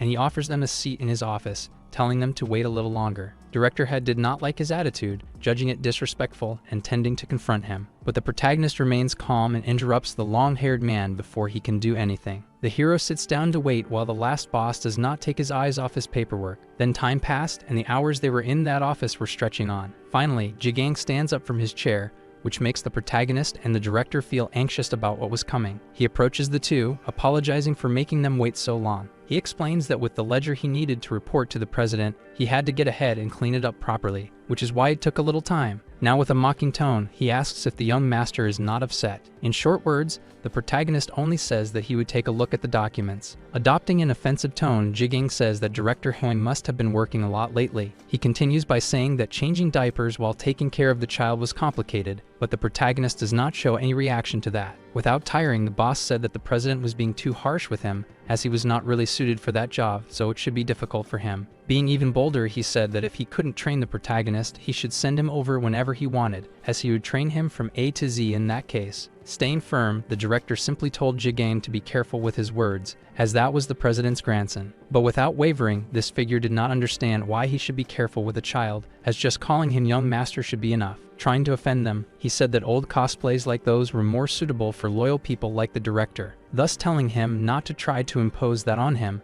as he had been in the business for years. Now trying to insult the protagonist directly, he asked if he even knew what he was looking at in his hands, and asked why he didn't just pass it to the director to stop wasting time. The hero reflected that that way of provoking him was very childish, but he simply replied that he was almost done. There was nothing wrong with the accounting books, which could already be strange in itself, but in any case that didn't matter. Now the protagonist argued that there was nothing wrong with the ledger, and at that moment he asked for the secret notebook to be handed over. But the boss did not understand why he would do that. The protagonist explained that the president asked him to fetch it, and once again proving his rudeness, Jigang blew all the smoke from his cigarette in the protagonist's face. Then he exclaimed that the president should go there personally. and he argued that this was the right thing to do, as he entrusted that to him personally, so he shouldn't return it unless it was personally as well. After that, he asked if the protagonist did not agree with his argument. A tense atmosphere had settled in the room that housed those men. The director, already furious, said that President Yu was going too far with his jokes. But he said he would never joke when it came to work, and thus was just teaching the young master. He argued to him that in business, formalities should be precise,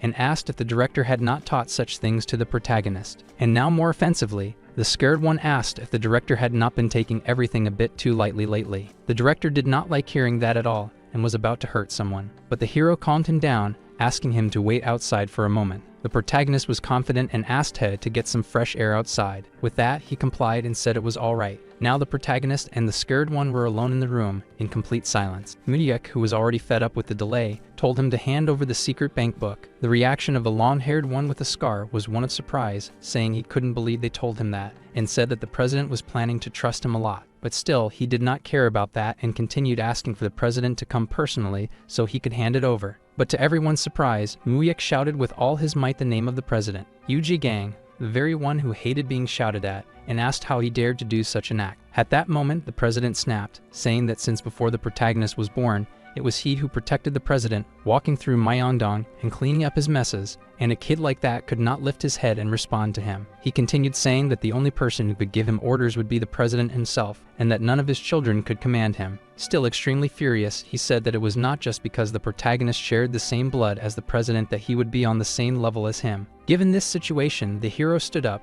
shouting once again the name of the president, and the reaction that Yu had was to put his hands on his hammer. He said he had saved the president countless times with that hammer, and many thugs had invaded the office and had their heads smashed by that hammer. That utensil was the history of Myeongdong, the living proof of the loan shark market, thus advising Muyek not to mess with him. Now the protagonist understood that the president wanted to go all the way with this. Still ridiculing Muyek, the president said that he wouldn't even know how the end of that business was, and also knew nothing about that world. The protagonist reflected that the president was trying to assert dominance, but was still being very excessive, and wondered where that confidence came from. Muyek was sure that Yu Gang was not in a position to rebel against his grandfather. Now there was a doubt in the protagonist's mind that there was something he didn't know, and this kept hammering in his head like a new uncertainty. Continuing, the protagonist argues that he would give the president a day to prepare all the bank statements, and if things continued this way, he wouldn't let it slide. And so he walks toward the door to leave the room. But just as he was about to exit, he hears the president calling him. And there he was, behind him, about to strike him on the head with a hammer. The protagonist has no reaction and simply waits for the worst to happen. But just as the blow was about to land, President Yu had stopped before even hitting him. Now he had a look of surprise on his face, but the hammer still pointed at the hero. A bit flustered, he said that in the protagonist's blood there was still a bit of the president's courage, and he remarked that he thought the protagonist would wet himself. Now aiming to insult the president, Muyek asks why he was swinging that hammer if he didn't even have the courage to hit someone in front of him. He continues arguing that the moment he attacked, he would also die, and asks if he thought that bluff would scare him. Still relentless and full of confidence, the protagonist tells Yu Gang to have all the notebooks ready by tomorrow if he wanted to live. And as he exits through the door, the hero says that if he tried that again, he should be prepared to have his head crushed. President Yu becomes furious, his nerves frayed, but he says nothing. Some time later, inside the car, the protagonist and the director were returning from their trip. The long-haired man asked what had happened, as he thought there had been a commotion earlier. The protagonist, who was notably too calm, said it was nothing serious, just the president trying to smash his head with a hammer. The car suddenly brakes sharply in the middle of the road. The director couldn't come to terms with the words and couldn't believe what had happened, asking if the protagonist was okay. A line of cars was forming behind their car, causing a massive traffic jam. The protagonist simply replied that they were in the middle of the road, blocking the rest. At that moment, they had already arrived at the great mansion of the Lone Shark King. The old man demanded the reports from the last meeting with Yu Gang. The director reported that he insisted the president himself come to collect the bank notebooks. The white-haired man knew there was more to that conversation and asked what the continuation was. Ha informed him that they also tried to hit the young master on the head with the hammer. However, he quickly added that the protagonist was fine. The old man wondered why Gang had acted that way. The director also didn't understand the reason, as since arriving in Myeongdong, he had competed with the great loan shark, but he had never acted like that before. It seemed quite strange that day. The long-haired man argued that it was as if he were trying to provoke them on purpose, Chien said that Director He could handle this matter personally. Thus, he should decide how to deal with it and ensure there were no problems. Given this, the long-haired man said he understood and would do his best. The scowling president was in his car on a phone call saying it wasn't a big deal, and he added that the protagonist was just a kid and only tried to give him a little scare. Jagang said he wasn't as impressive as he thought, and the president's judgment seemed to be diminishing in his perception. But suddenly, a speeding truck was about to crash into the back of his car, and the worst happened, with the president getting into an accident suddenly. After that, sometime later, in an underground room, Jagang was tied up and gagged, not understanding anything. In front of him was the shadow of a man with a murderous aura, and this large man revealed himself to be Director He. President Yu now began to tremble with fear, unable to say a word. Now he realized that the director was holding a hammer in his hand, which made him panic even more. Swinging the hammer, the large man said they should have a little chat. The president struggled while tied up, shaking his feet desperate. He pointed the hammer at the director without saying a word to intimidate him. Calmly, he removed the cloth covering Yu's mouth. Quickly, the president began shouting that the director could never get away with that behavior. But unfazed, the large man simply asked if he had tried to hurt the young master with that hammer, and in silence, he raised the hammer and brought it toward the scoundrel's face. But before he could strike, the director stopped. The intimidating hammer was hovering an inch away from his head. The director kept asking why on earth he had done that. Now President Yu vented that he was just testing the protagonist to see if he was worthy of being assigned that job and that he wouldn't actually hit him. He continued to argue desperately that he would never hit the president's grandson and begged him to believe him. At that moment, he promised that he would hand over all the bank books. Dying of fear, suddenly, a loud crash of metal objects falling to the ground was heard, and there were two of the director's men carrying a metal canister. Still serious, the intimidating He asked who sent you to do that. Terrified, the scoundrel said he didn't know what he was talking about and merely stated that he was testing the hero. Without saying anything, the suited director signaled for his servants to do what needed to be done. The two placed a table over the president, who was tied up, and began to untie his hands, but he still didn't understand anything that was happening, becoming even more desperate. One of the servants forced him to place his hand on the table. The other was also trying to do the same, but the president was still reluctant to comply. The director, maintaining his posture, said it was better that the answers given to him now were more satisfactory, and once again asked who sent him. Still terrified, the long-haired man said that no one sent him to do anything and that there was no one like that. And with a blink of an eye, the director made a sudden move toward the table. He struck the hammer on one of the joints of the president's finger, who screamed in pain with his finger bleeding. Once again, the director questioned who had sent him, and he continued with the same answer, struggling to speak due to the pain. And without wasting time, the director struck another one of his fingers, making him beg for help from so much pain. Again, the same question was asked about who had asked him to do that. Still conscious, the long-haired president said that the director was a lunatic and that there was no one. And these answers did not please the director, who struck him once more. After that, repeatedly, he hit his fingers over and over again. After some time in this suffering, the table was already soaked in blood. The director asked for the last time President Yu Jigang. A piece of advice was given by the director to him to keep the fingers of his right hand intact. He asked again who had given him the orders, but the president remained silent, with no answer at all, just looking down. Without mercy,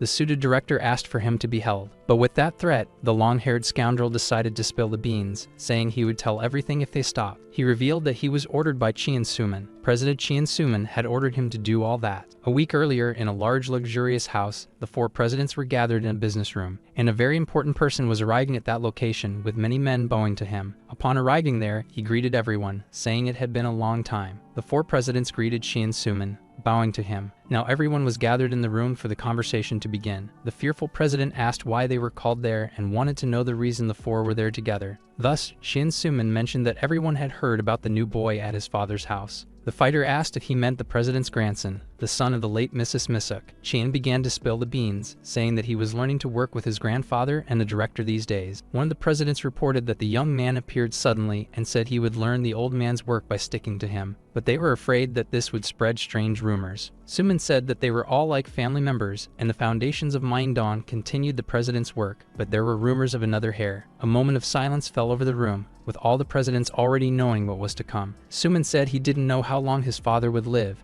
and that they should pay attention to this now to prevent any street bastard from entering and interfering with the president's judgment. The fighter president told Suman to be careful with his words, as the great loan shark was still healthy. The great scoundrel with the cracked mouth said he had said something wrong in front of the chubby one, and that his servants were indeed loyal servants. But nonetheless, he said that for the president's sake, they should get rid of someone who would be messing up his judgment. And once again, as silence settled in the room, given Suman's words. One of them says that being the president's grandson, it was a family matter, so they had no justification to interfere. But Suman counters by saying it wasn't a family fight and asks if he thought he was afraid of that young man, but reveals he was only concerned about his father's decision. The man with the split lips said they didn't know how politics would change with the new president, so that decision could have a huge influence on business. They all stare at each other in silence for a moment, and now Suman revealed that soon director Hei would visit them all with the young master. And now the big fool said they weren't making a difficult request, but only wanted them to test to see what kind of guy he was. Again, they all returned to silence, reflecting on what should be done. However, the first to agree by banging his glass on the table was President Yu. He was determined to test him once to see if he was useful or not. He claimed that the hero was just a 20-year-old kid who knew nothing about their work, and now he was determined to teach the protagonist a lesson. Suman was already filled with joy, saying that as always, President Yu was the quickest to understand. He added that all the presidents should think carefully, as his father's time would not last forever. They all watched curious and astonished by everything that had been said. Now at last, Suman left his dear nephew in their hands. Now the president was already aware that Suman was behind everything. The director reported that they tried to test the young master, and among them, President Jigang stepped forward saying he would do it. Now the president asked what had happened to Jigang, and the man in black said he was taken to the hospital for surgery and that he could no longer use his left hand. However, the president said that man had worked hard by his side for 30 years and ordered to let him live so he could retire. Now the director asked what the gentleman would do with the two presidents' chin, if that warning would be enough. Grumpy, the old man said he would take care of him alone. Now the malicious president was outraged by what happened to Jigang. The fearful president reported that he had his hands crushed by a hammer, and now they feared that their father had discovered everything. Suddenly, the phone next to them began to ring. The evil president answered furiously, apologizing, and on the phone, they said the decision was up to the higher president. The old man already knew that Suman was with him, and the slicked back hair confirmed it. The big loan shark asked if he had asked the Mindong bosses to test Muyek, and Suhan stumbled over his words, saying he only ordered them to take care of him. However, the president, upon hearing this, remained silent. Furious, the old man said he should have matured at least a little at that age. The white-haired man questioned whether he had done all that because he felt threatened by a boy who had just turned 20. And now he said that, with Suhan's actions, he questioned whether he should really make Muyek his heir. Still frustrated, the slicked back hair tried to apologize, but the president didn't want to hear any of it. The big loan shark said he didn't even want to hear a word about him messing with his grandson once again, and if that happened, he would throw him out of his family without a cent. Upon hearing this, the president shrank back, wondering if his father would really do that. The other person beside him was curious to know what his father said. But the call ended, and Suhan threw the phone with all his might against the wall. He was furious with the protagonist for getting in between him and his father. Now, at the old man's house, there was an outbreak. It was reported that the elected president Kim Man-san was reorganizing the Hao Council. The director reported that he would reorganize the army as soon as he took office and was firing all the council members. Continuing, the man in black said this was the reaction of the members not meeting more frequently these days. The old man said that perhaps the president was planning to get rid of the council even before taking office, thus he was determined to do so. After all, he had faced many losses during the military regime, having possibly joined hands to overthrow the regime, but they wouldn't get far in the future. The old man wondered if the military would simply let that happen, as that country was theirs. However, the director said some were worried about the possibility of a coup. At that moment, the big loan shark reflected on whether there could be a coup and questioned what Muyek thought about it. The one quietly reading a newspaper on the other side of the couch argued that the military would not resist at all. Continuing, he said that the president had already replaced the cabinet and the security commander, who were the core of the military, taking only 4 hours of reorganization. Thus, even if he dealt with the ruling forces, they were considered a conservative regime. And besides the council, there were no other military officers who would conform. The protagonist stated that the most important thing was that the people would not tolerate the military promoting a coup d'etat, forming a regime. Upon hearing this, the old man expressed great happiness that Muyek was also interested in politics. Thus, the hero stated that this was the greatest variable in his work, since he made sure to stay updated on all the small pieces of news, even though he knew what would happen in the next 30 years. Now the president asked if there was any other issue besides the council,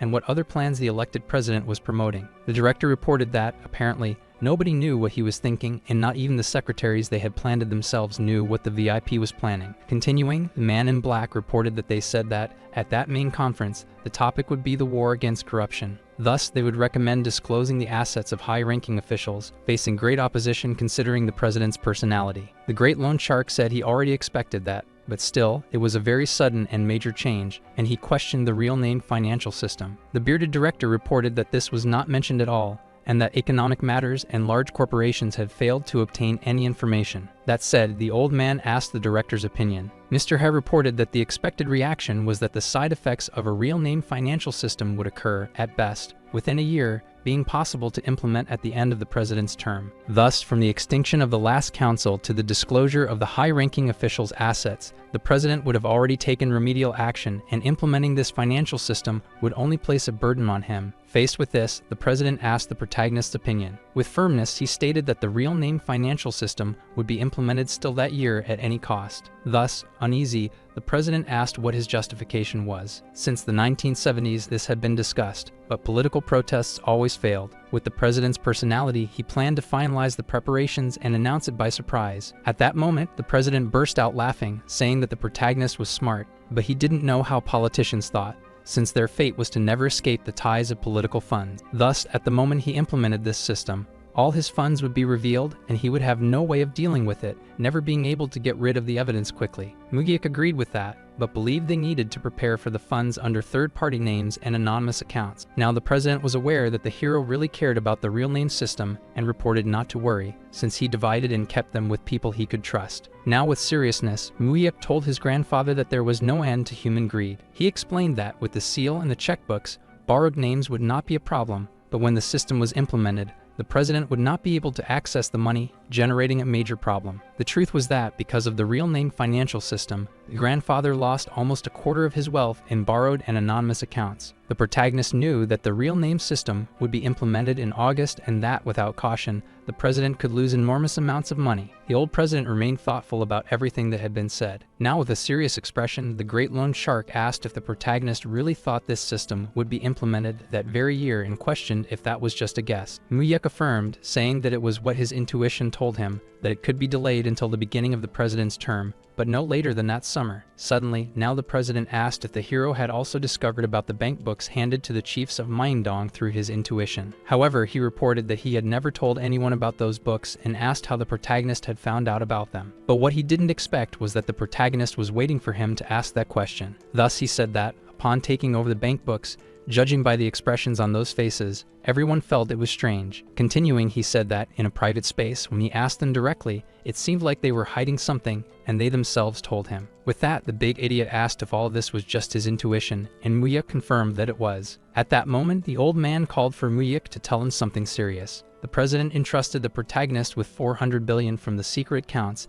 and asked him to protect and use the money as he saw fit. The old man said that if the protagonist wasted that money, it would be the last he would receive, then asked if he understood well. Lowering his head, the hero assured that he would not make any mistakes. Convinced, the protagonist reflected that he had expected all of this, but was surprised because he did not expect Xian Taizan to trust him with everything, having 400 billion Mindong. At that moment, he realized that he could boost his plan to fight against the Qian brothers in the future, thus exclaiming that all the trust from his grandfather was worth it. Some time passed in the mansion, and Mugiak was no longer present there. The old man told the director to unify all the accounts with borrowed and false names, and to ensure they were ready by July. Thus, the underground black director said he would do as the president commanded. Now the white-haired man reflected on Mugiak's words with the real name system being implemented by August, and if it really happened, Mugiak would reveal himself as a child born with the intuition of celestial fortune. In February 1993, the president's inauguration ceremony took place, being a civilian instead of a military leader, marking the launch of the so-called civil government. Upon taking office, the president initiated reforms such as dissolving the council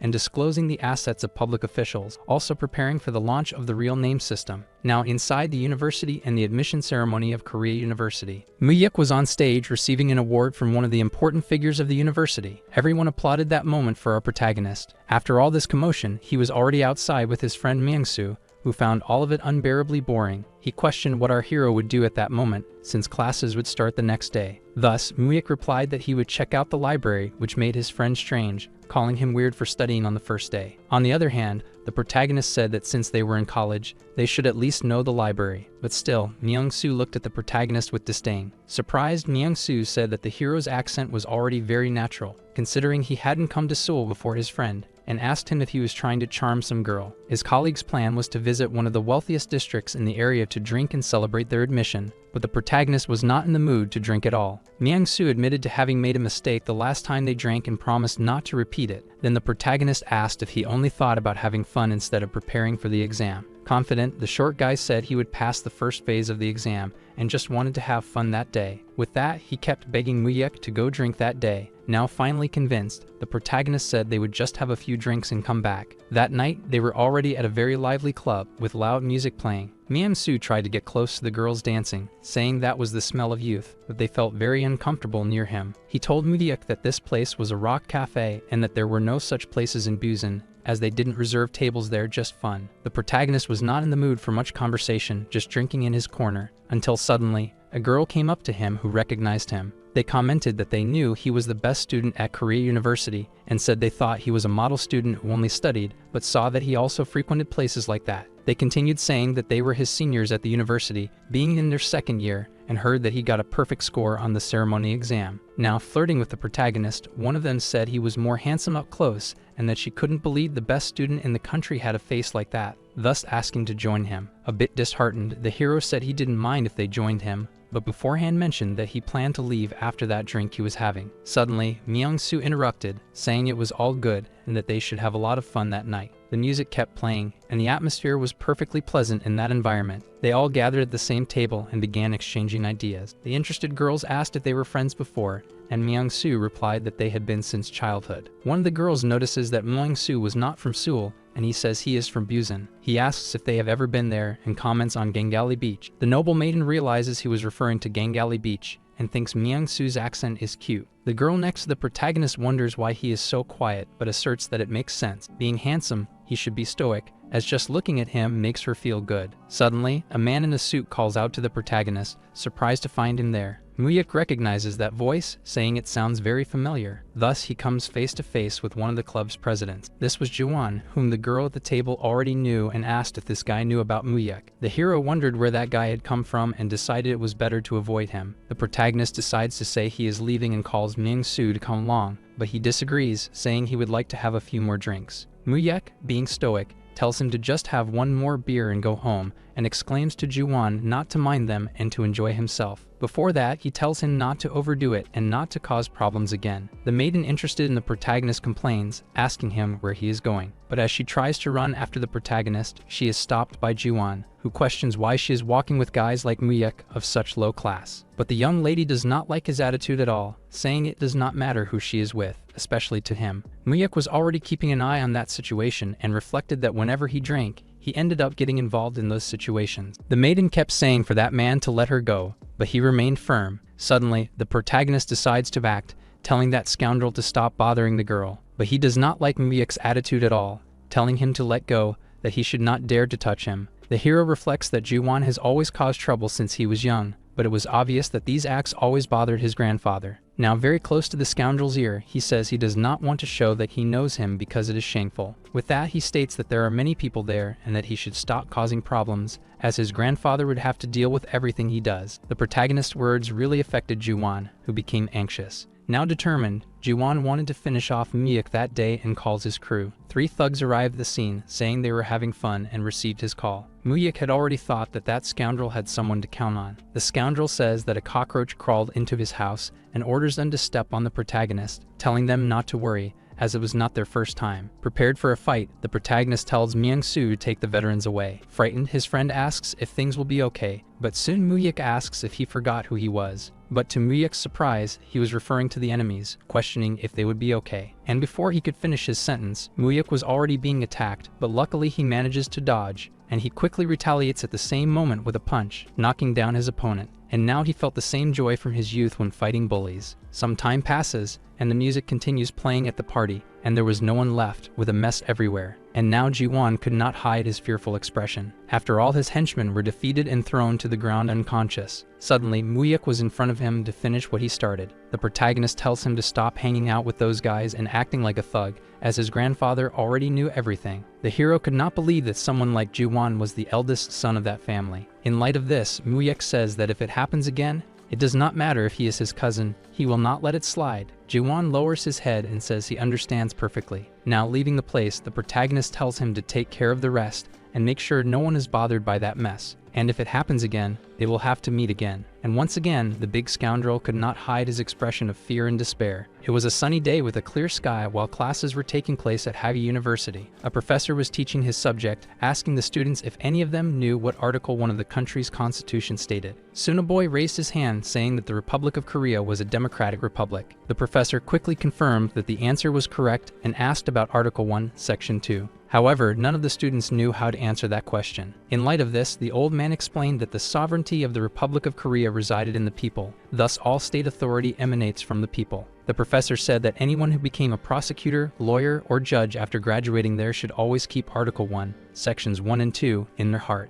Muyuk, who was present, reflected on what the professor said about a professional who forgets those two pillars not being a legal professional. Upon leaving the classroom, Myeonjin called the protagonist, who asked about the plans with Kyungsung that night, but he replied that Kyungsung was also busy with training. Then suddenly, a voice behind them resonated calling for the protagonist, and there was a beautiful woman asking if that man was indeed Muyuk. Noticing the girl's appearance, Myung-sun was already astonished, saying that she was very beautiful, and questioned who she was. The young lady introduced herself as Chien Jisoo, and claimed that Muyuk would know who she was. The hero reflected that, although it was the first time he encountered her in this life, that expression on her face was familiar. He knew that she was the daughter of his uncle Chien Suman and the granddaughter of the president. The protagonist stated that he clearly remembered her eyes when she treated him like an insect in his past life. In light of this, the noble lady asked if he had any free time, as she needed to talk to him. Muyuk fell silent for a moment while reflecting on what he would say. Now inside a car, she apologized for the delay in introducing herself, as it had been a long time since she visited her grandfather. She commented that she heard that the protagonist scored the highest on the entrance exam, graduated as the best in his class, and revealed that she also studied business administration there. However, Muyuk was not in the mood for conversation and quickly asked why she was there, revealing that he had plans to meet a friend. Given this reaction, the president's granddaughter said that the protagonist was a bit cold, as it was their first meeting as cousins. The protagonist argued that his uncles had been giving him a lot of trouble and a strict upbringing, and when she said she was their daughter, he couldn't help but be cautious. The girl was already aware of the situation, knowing that Muyuk had dominated all the bosses in Myeongdong. Thus, she demonstrated that she had come to see him after learning about that. Suddenly, that girl was proposing an alliance with Muyuk. With her hand extended, the protagonist still did not understand what she meant. The woman continued arguing that there was no need for them to be pitted against each other, as she had no interest in her grandfather's business, and also did not care whether Muyuk learned from him or not. Now she revealed that her only interest was in the Samsung group. After this revelation, Muyuk began to understand what she was really trying to say. In light of this, the girl explained that if the protagonist helped her, she would help him become his grandfather's successor. She continued saying that before the protagonist's arrival, Chien Ji-won was destined to be the successor. But with Muyuk in the picture, many things would change. The beautiful girl reported that lately, it seemed like it would be a fight between the protagonist and his brother. So if the alliance were formed, she would inform him of useful things for him to win. Muyuk did not believe that Chien Ji-won could do anything and stated that she was overestimating her brother. However, the girl told him not to underestimate him, as he was the eldest grandson, and no matter how much the protagonist's grandfather liked him, he remained a stranger. In conclusion, the noble maiden said that if Ji-won received support from the Samsung group, anything could happen, so the protagonist should be careful. In light of this, the hero asked what that girl wanted from him in return, as in an alliance there are always gifts and takeaways. In this sense, the brown-haired girl revealed that if the protagonist inherited his grandfather's position, he should support her with the Samsung shares he would possess. But the protagonist did not understand, as for him, Ji-won becoming the successor would support the girl in any case, since she was his blood relative. But upon hearing this, the woman began to laugh ironically. She argued that if that guy took over the business, he would probably try to swallow the entire Samsung, as he was very ambitious. Still suspicious, Muyuk asked if she could take over the Samsung group with his support, as that same group already had a clear succession plan. However, the maiden said that she did not aim to take over the entire Samsung group, as she was not reckless, and revealed that she wanted to take at least half, as that was her mother's right, being the eldest daughter of Samsung. The hero reflected that in his previous life, Jisoo entered the succession war after the president passed away, and after a fierce battle, she managed to secure a third of Samsung,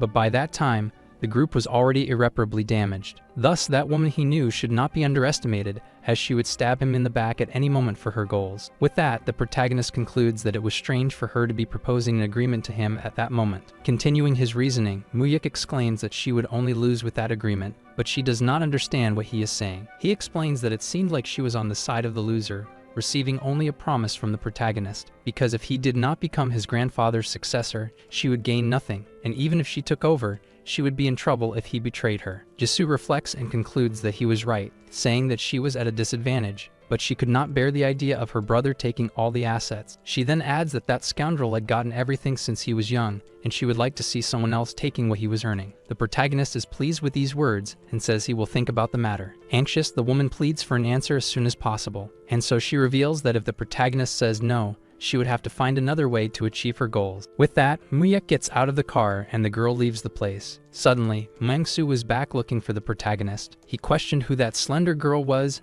and was indignant, as only the hero could get beautiful women. Muyak explains that she was just his cousin, whom he met for the first time. Upon hearing this, his friend could not hide the smile on his face. Now he clung to the idea that Muyak would be his brother-in-law, wanting to get closer to the woman. In light of this, the protagonist continued to ponder his cousin's actions. He recalled that in his past life, she did not even treat him like a human being, but now she was proposing an alliance. Being extremely favorable to him, he now saw this as an opportunity, or perhaps a very dangerous trap. Now back at the mansion of the great Chief Chien, the old man asked if Muyak had fun in his first class. The protagonist argued that his cousin came to meet him. The old man exclaimed that the hero had no siblings, so he should at least get along with his cousins. To reassure him, the protagonist said he decided to keep in touch with her frequently, but all of this was part of the plan to get the Samsung assets. At that moment, the boss asked why the protagonist had requested to see him as soon as he got home. In response, Muyak said it was about the 400 billion won in the secret account that had been entrusted to him, and revealed that he wanted to move everything abroad. He argued that there was no immediate need for that, so he decided to invest abroad. The old man presumed he was confident but asked if he remembered what was said to him when the account was handed over. Muyak clearly recalled that the money was the last he received from his grandfather. In this sense, the old man said it was not a bad idea to keep it in the country to maintain the current situation,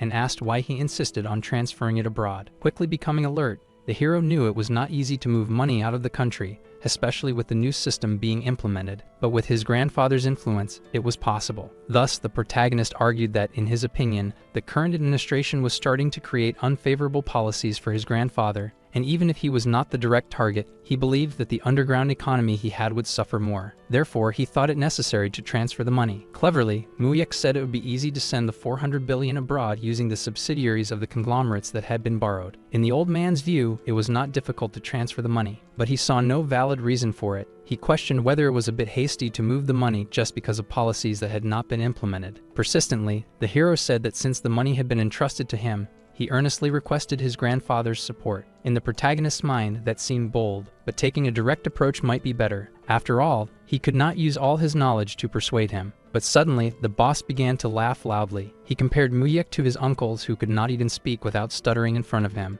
Thus, he did not know if the protagonist was not afraid or if he was just full of spirit. With that, he revealed that, thanks to the protagonist, he had been laughing a lot in recent days, and now he agreed to transfer only the funds. Again, the hero asked him to transfer the entire amount of 400 billion and pleaded that, for the next 7 years, he not be questioned about the money. The old man was surprised by the protagonist's audacity in using these methods to manage his money, but with confidence, Muyak assured him that there was no chance they would lose the 400 billion. In light of this, the big boss told him to do as he wished, and would ask the director to discreetly transfer everything to the United States. However, once again, he warned him that if he lost the money, there would be no second chance. Still confident in his actions, the protagonist said he understood all of this. In his mind, he needed the funds to face his uncles in the future. Thus, with the money out of the country, they would not interfere at all. However, he knew that managing all this money alone would be a hassle, so he needed someone in charge on his behalf. With that in mind, he remembered Superformiga, a hunting dog for foreign investment companies. In the late 90s, this man shook the Korean stock market, and during that time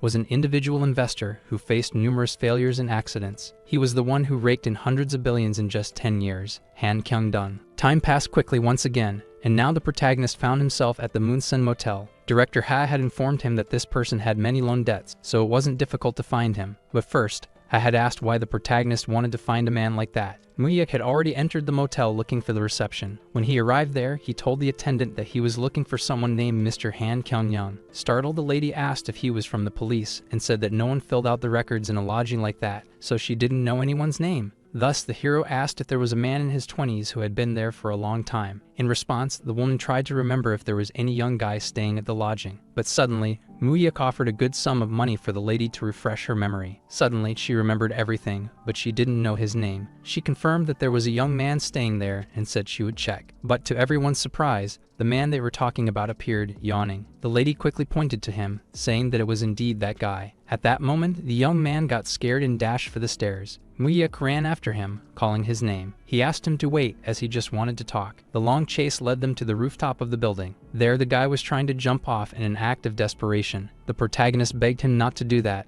as he was not there to collect money. The man began to listen to him, but he was still very much in shock and distressed. Once again, the protagonist asked them to just talk. Frightened, the great genius asked if he wasn't a loan shark. However, this question led Muyuk to question himself, as he was also a loan shark. Now the protagonist and the great genius found themselves at the Meikyung real estate agency. In front of a door, the hero asked if this was the right place. Frightened, Han asked if he was sure he wanted to go in, as the people there were very scary. The protagonist, brave, said they were there to pay the money to those people, so they shouldn't be afraid. They quickly entered the room and saw two men having a meal. These same guys were startled to see who was there facing them. They were not pleased at all with Han Kyongyong's presence. The chubby guy approached Kyongyong, asking if he had come there to die. But as soon as this scoundrel tried to lay hands on Four Eyes, the protagonist interrupted by grabbing his arm. Without wasting time, the hero immobilized that man, twisting his arm behind his back. Furious, the man asked who he was and told him to let go of his hands. The protagonist, still confident, said they were there to pay his money, so he should stop making a fuss and call his boss. That same boss arrived at the door asking what all the noise was about, but as soon as he saw, Kyongyong was startled. He said that Four Eyes didn't know how much they missed him and had looked for him,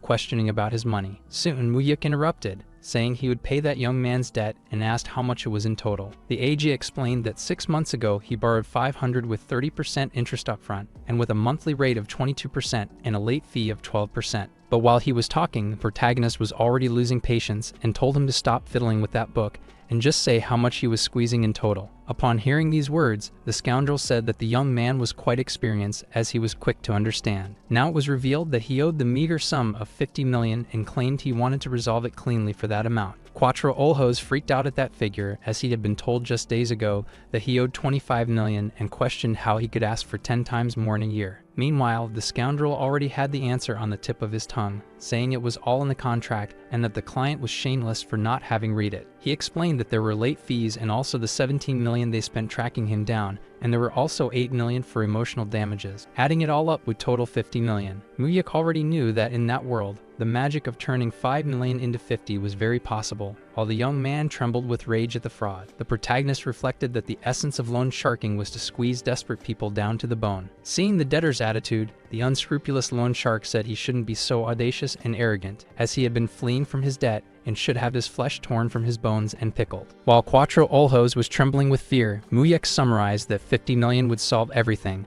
and the loan shark confirmed that if he brought that money, he would tear up the documentation in front of him. Now the protagonist asked to use the phone, and it was granted to him. He quickly called Director Ha and asked him to prepare 50 million won and bring it to the address where he was. Done and done. Now Muyuk reported that in 15 minutes the money would be there, and the loan shark was surprised at how uncomplicated that boy was. But at that moment, the scoundrel asked why he was paying such a large debt to that man and questioned if he had any relationship with him. In that sense, the protagonist explained that they had met for the first time that day, but he had business with that man and was therefore paying on his behalf. Once again, the loan shark was impressed with this young man and said he would like to work with him, thus offering him a position in his office. Muyuk declined, saying he was a student. However, the loan shark insisted that after he graduated, he should call him, as he would offer him a great payment. In light of this, the protagonist reflected that he didn't remember that loan shark, so he would probably disappear completely after the new real name system. In summary, he replied that he wasn't interested in that position and asked how much he could earn in that shoehole,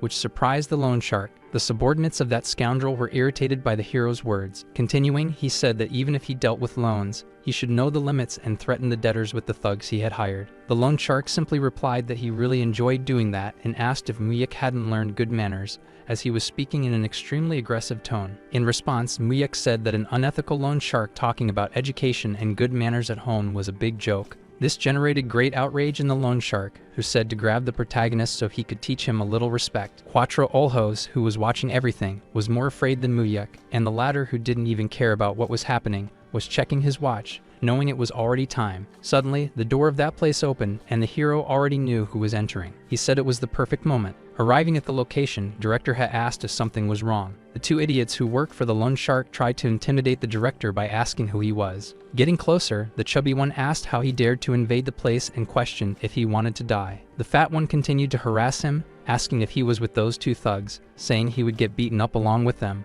The loan shark boss knew the director's identity and kept shouting for them to stop all that show. In an instant, the boss was facing Ha, head down, bowing to him. However, the shaved head man asked if he knew him, and the fool said that everyone who worked in the Myeongdong business would know him and knew he worked for President Chian Tae-san. Now, with his tail between his legs, the loan shark asked what brought him to such a humble place. But without saying anything to him, the director simply handed the 50 million to the young master. Upon hearing the words that came out of the director's mouth, saying that Muyuk was the young master, he completely panicked. The little loan shark was deeply terrified and now realized that the young man was the grandson of President Chian Tae-san, the son of his daughter. The director asked what was happening, and the hero explained that nothing special was occurring. He was just paying the debt of someone he knew. And now, toying with the loan shark, he said that the boss there was looking for family education, not money. He collapsed to the ground on his knees, begging for forgiveness from Muyuk. He exclaimed that he had made a great mistake by not recognizing the young master and pleaded for his life. His men did not understand what was happening, so he quickly ordered them to kneel, for that was the grandson of President Chian. Now at that moment, the three fools were kneeling, saying they were very sorry and begging for forgiveness.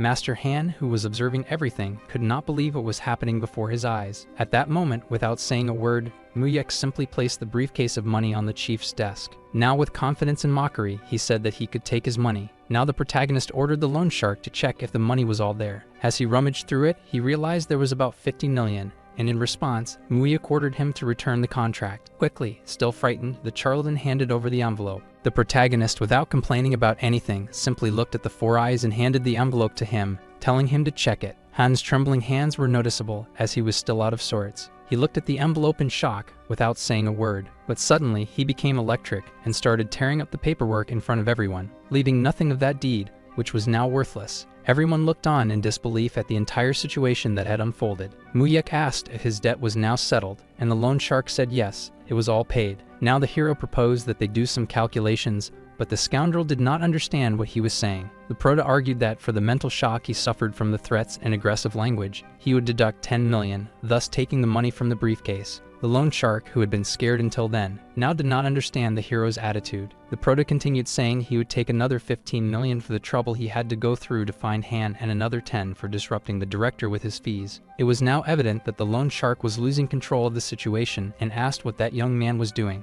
But Muyuk remained firm and said he was just settling debts the way he did. And finally, he said he would take a compensation of 15 million for wasting his time, bringing the total to 50 million won. And now that it was finished, he asked if he could take that bag with him. The charlatan said that the prota was going too far and asked how he could do that to him. However, the protagonist remained confident in his actions and said he was just following his way of doing things and affirmed that he was not wrong. In light of these arguments, the loan shark had nothing more to say, so he just stammered, not knowing what to say. With the confidence that director Hae had in Muyek, he did not interfere at all, just watching. In response, the hero said that everything was resolved and he was leaving. And finally, he had something to mention to the director. He said to make sure those men never entered Myeongdong again. And so the director understood the order and said he would comply. Now with the prota and the four eyes out of the room, the director was about to act against the scoundrels. Calmly, he just sat in the nearest chair and asked who they worked for. Then, the half-hearted loan shark said he worked for President Seok Kang-ho. On a nearby street, the protagonist and Han found themselves at a food stall. The four eyes was downing a shot of vodka.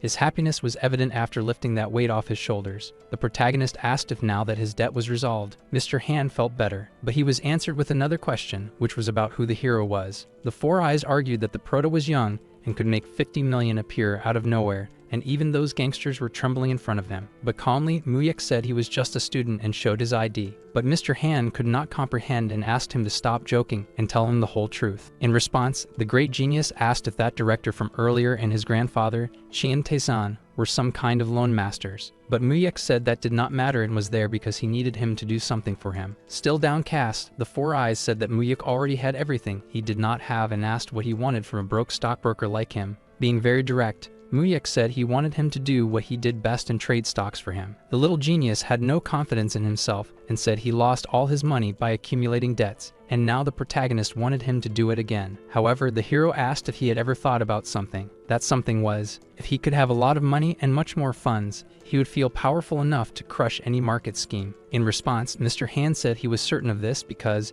if he had money, the market would be very easily manipulated by him. But he had never had any money at all. Suddenly, Muyuk handed him an envelope, telling him to open it. He revealed that Four Eyes should use that to heat up the stock market the next day, and it didn't matter if he lost everything. Anxiously, Mr. Han opened the envelope, and it was revealed to be a check for 100 million won. The hero said he should consider that a contractual deposit to start the business, so he needed to show his skills now that he had funds. However, the protagonist had a condition. He said he would choose a specific stock item, and Four Eyes should do whatever he commanded, no matter what. Still confused, the little genius asked why he was doing this if he didn't even know him. And now he questioned what he would do if he ran away to a foreign country with all that money. But Muyuk, unafraid, said he didn't care if he did that. He added that he knew he would invest in stocks even if he fled to another country. Now Kyong-san knew he had been caught in the act and felt embarrassed. Muyuk added that, just as he didn't need to know his identity, he also didn't care who Four Eyes was. The hero sincerely said he was just giving him a chance with that money, so he needed to show his skills. Mr. Han was surprised by such kindness and remained speechless. The protagonist had read in his biography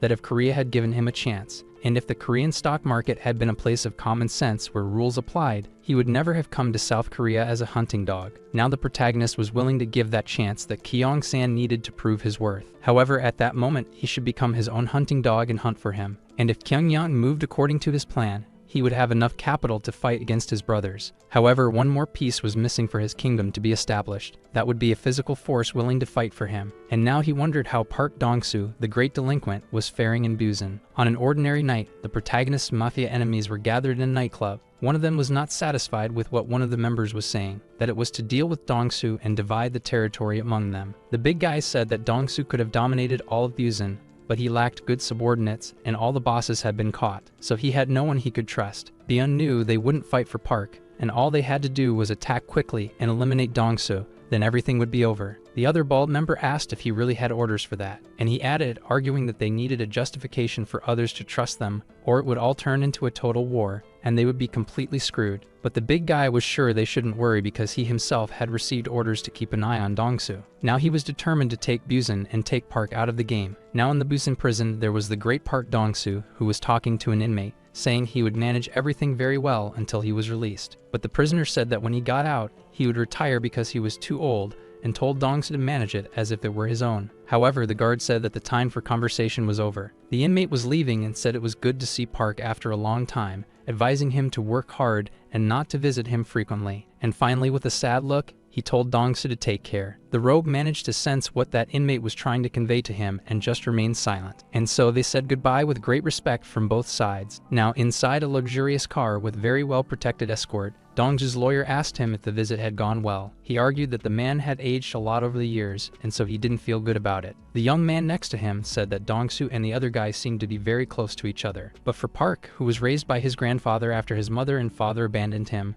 and when his grandfather suddenly passed away, he couldn't even attend the funeral. In light of this, it seems that his grandfather briefly worked in that area with Hunnim when he was young, and when he received the news, he came running, crying. The little thug reveals that he said he would drop out of school and work for that man, but he received 3 million from him to finish school first. So as soon as he graduated, that man gave him 10 million to think for another month. Thus, exactly 1 month later, Dong-soo returned with all 10 million and said that working for him made more sense than all that money. But upon hearing this, Hyong-nim just thought that the kid was completely crazy and accepted him as his employee. In this way, Dong-soo said that the man expected him to spend all the money and run away. However, he reflected that, at that moment, he seemed to be the only one there, and it didn't seem right, as he should have told that individual 3 years ago, so they could have avoided his imprisonment. The young boy next to him asks if he was referring to that time he was saved thanks to a student who told him everything that would happen. Soon, Park gets excited, talking about Mihyuk and how that kid was no joke, eagerly anticipating their reunion upon learning he was coming to Busan. Dong-soo had headed towards the Saesong trade and finally reunited with Muyuk. They greet each other, and Dong-soo notices that the protagonist has grown a lot and comments that all that milk he drank really helped him grow. The formalities continued with the protagonist asking if he was doing well, and the little thug asking if he was doing well in college. At that moment, Dong-soo introduced his lawyer to the prota, as it was the first time he met him. Back to business, Park said that transforming the organization into a corporation was not a problem, so he hired a lawyer, as he was told. Straightforward and blunt, the prota asks how much abusing he had already dominated and how much he thought was left to finish. In response, the gangster said that as soon as they dominated the Haeundae area, they would be almost done, and after that, they would need reliable guys to manage. In this sense, Dong-soo asked why the kid was in such a hurry, since he was told it wouldn't take more than 6 months. The hero revealed that, with the war in Seoul against crime, large areas were in a power vacuum, but the organizations were regaining control. The conversation was interrupted when the door burst open, and the man said they were under attack. It was reported that Seomyeon, Yeon Sandong, Bo Sudong, and Hayden had joined forces. Terrified, Dong-soo ran to the entrance to look at the movement, and they came face to face with the mobsters from earlier barging into the place. Those who had already spotted Dong-soo were ready to attack him. Part Dong-soo was perplexed to realize he was being betrayed by his companions. The gangsters were confident they would come out on top in that situation and asked how Park had been. The little thug couldn't hide his concern, but it was evident that he harbored great hatred towards them. The clash was about to happen with all the mobsters gathered. Quickly, the big guy noticed that Muyuk was also present in the fight, but he didn't care about that as he thought it would make things more fun and felt very lucky. The protagonist reflected on what was happening at that moment, as he had faith that Park Dong-soo had already dominated all of Busan. Park couldn't believe that the big guy Sungo had betrayed him and questioned who had ordered him to do that. Bin replied that he didn't obey anyone's orders and that Dong-soo himself had caused that, and this applied to all those present who could no longer endure Park's tyranny. Some of them, like the mustached man, lamented their actions but still asked for understanding. The hero reflected that Dong-soo had exaggerated in the kindness he showed to his subordinates, while he questioned why they were doing this to him. They argued that they couldn't stand seeing him dominating all of Busan and said they should also win in life. The gangster felt very hurt by the betrayal of his servants after showing all the kindness he had. Dong-soo's lawyer exclaimed that he had called for reinforcements, and it would take 10 minutes for everyone to arrive. Suddenly, Sungo charged at him with a knife, saying he would end this quickly. Muyuk remained calm and asked if Park wanted his help. Dong-soo saw no sense in that and quickly engaged in combat. He landed a series of punches on one of the thugs holding a knife. The other thug, who tried to surprise him with an attack using his bat, was quickly neutralized with a punch to the ribs, thus falling to the ground in pain, dropping his bat. The guys who were also with Park were acting, punching the enemies. A scoundrel who charged at the lawyer with a pipe is caught by the lawyer's quick eyes. With that, the Four Eyes delivers a blow with a knife to the assailant's wrist, and strikes his leg, gushing a lot of blood. But still, Park and his lawyer were surrounded by the men who betrayed him. Dong-soo says that his lawyer was very good with a knife and asks if he spent some time cutting sashimi or something similar. In response, the Four Eyes says he wouldn't have been hired if he were just a lawyer scribbling with a pen. With humor, Park asks if he should pay him for that extra service, and the young man says he wouldn't refuse. The big guy was already furious, telling his subordinates to attack. Dong-soo hurriedly says he would talk to his lawyer after everything was over, and thus he charges into battle. At that moment, he landed a precise kick on one of the guys, sending him flying away, and the lawyer continued bloodthirsty, cutting everyone with his knife. The little thug was relentless with his fists, punching his enemies, but suddenly he is surprised from behind, being attacked with a bat. With his face bleeding,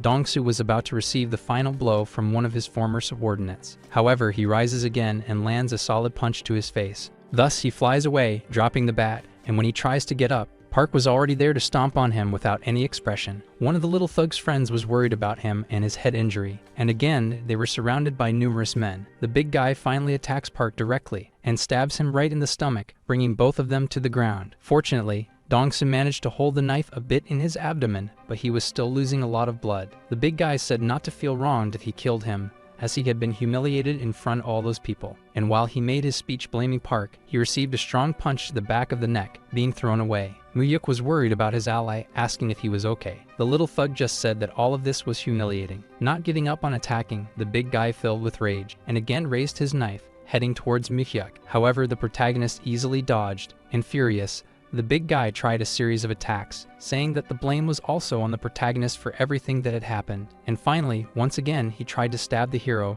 but was easily interrupted, thus receiving a well-placed punch to the face. After that, his wrist was twisted by the protagonist, who finished him off with a kick right in the middle of his legs. Now he found himself completely in pain after failing in all his attacks. He said that Muhyuk wouldn't be able to be okay after doing all that, and he wouldn't let it go, as he would find him no matter where he went. But Muhyuk just grabbed him by the shirt and asked who he was, with a serious expression, which made the fat mafioso reflect on his insignificant existence and the protagonist's arrogance. And finally, the prota finished off the scoundrel with a solid punch to his mouth, finally ending up unconscious, thrown on the ground. One of Park's subordinates held him in his arms, asking if he was okay, but it was evident that he was losing a lot of blood. Suddenly, the building was invaded by several of Dongsu's men, who were quickly ordered to beat the invaders. The main group celebrated the arrival of the gang, saying it seemed like everyone had come. Finally, the heroes' group emerged victorious, with the mafia bosses kneeling before them. Dongsu asked the scoundrels why they had gone so far. He stated that he had taken control of the area while trusting them to manage it, so they could continue taking care of their families, and yet they had stabbed him in the back. The silence of the scoundrels irritated Park, who told them to open their mouths and say the reason. With a snobbish look, he lamented the mustached man, saying he was very sorry. He questioned the little thug about who was behind all of this and who ordered them to try to take him down.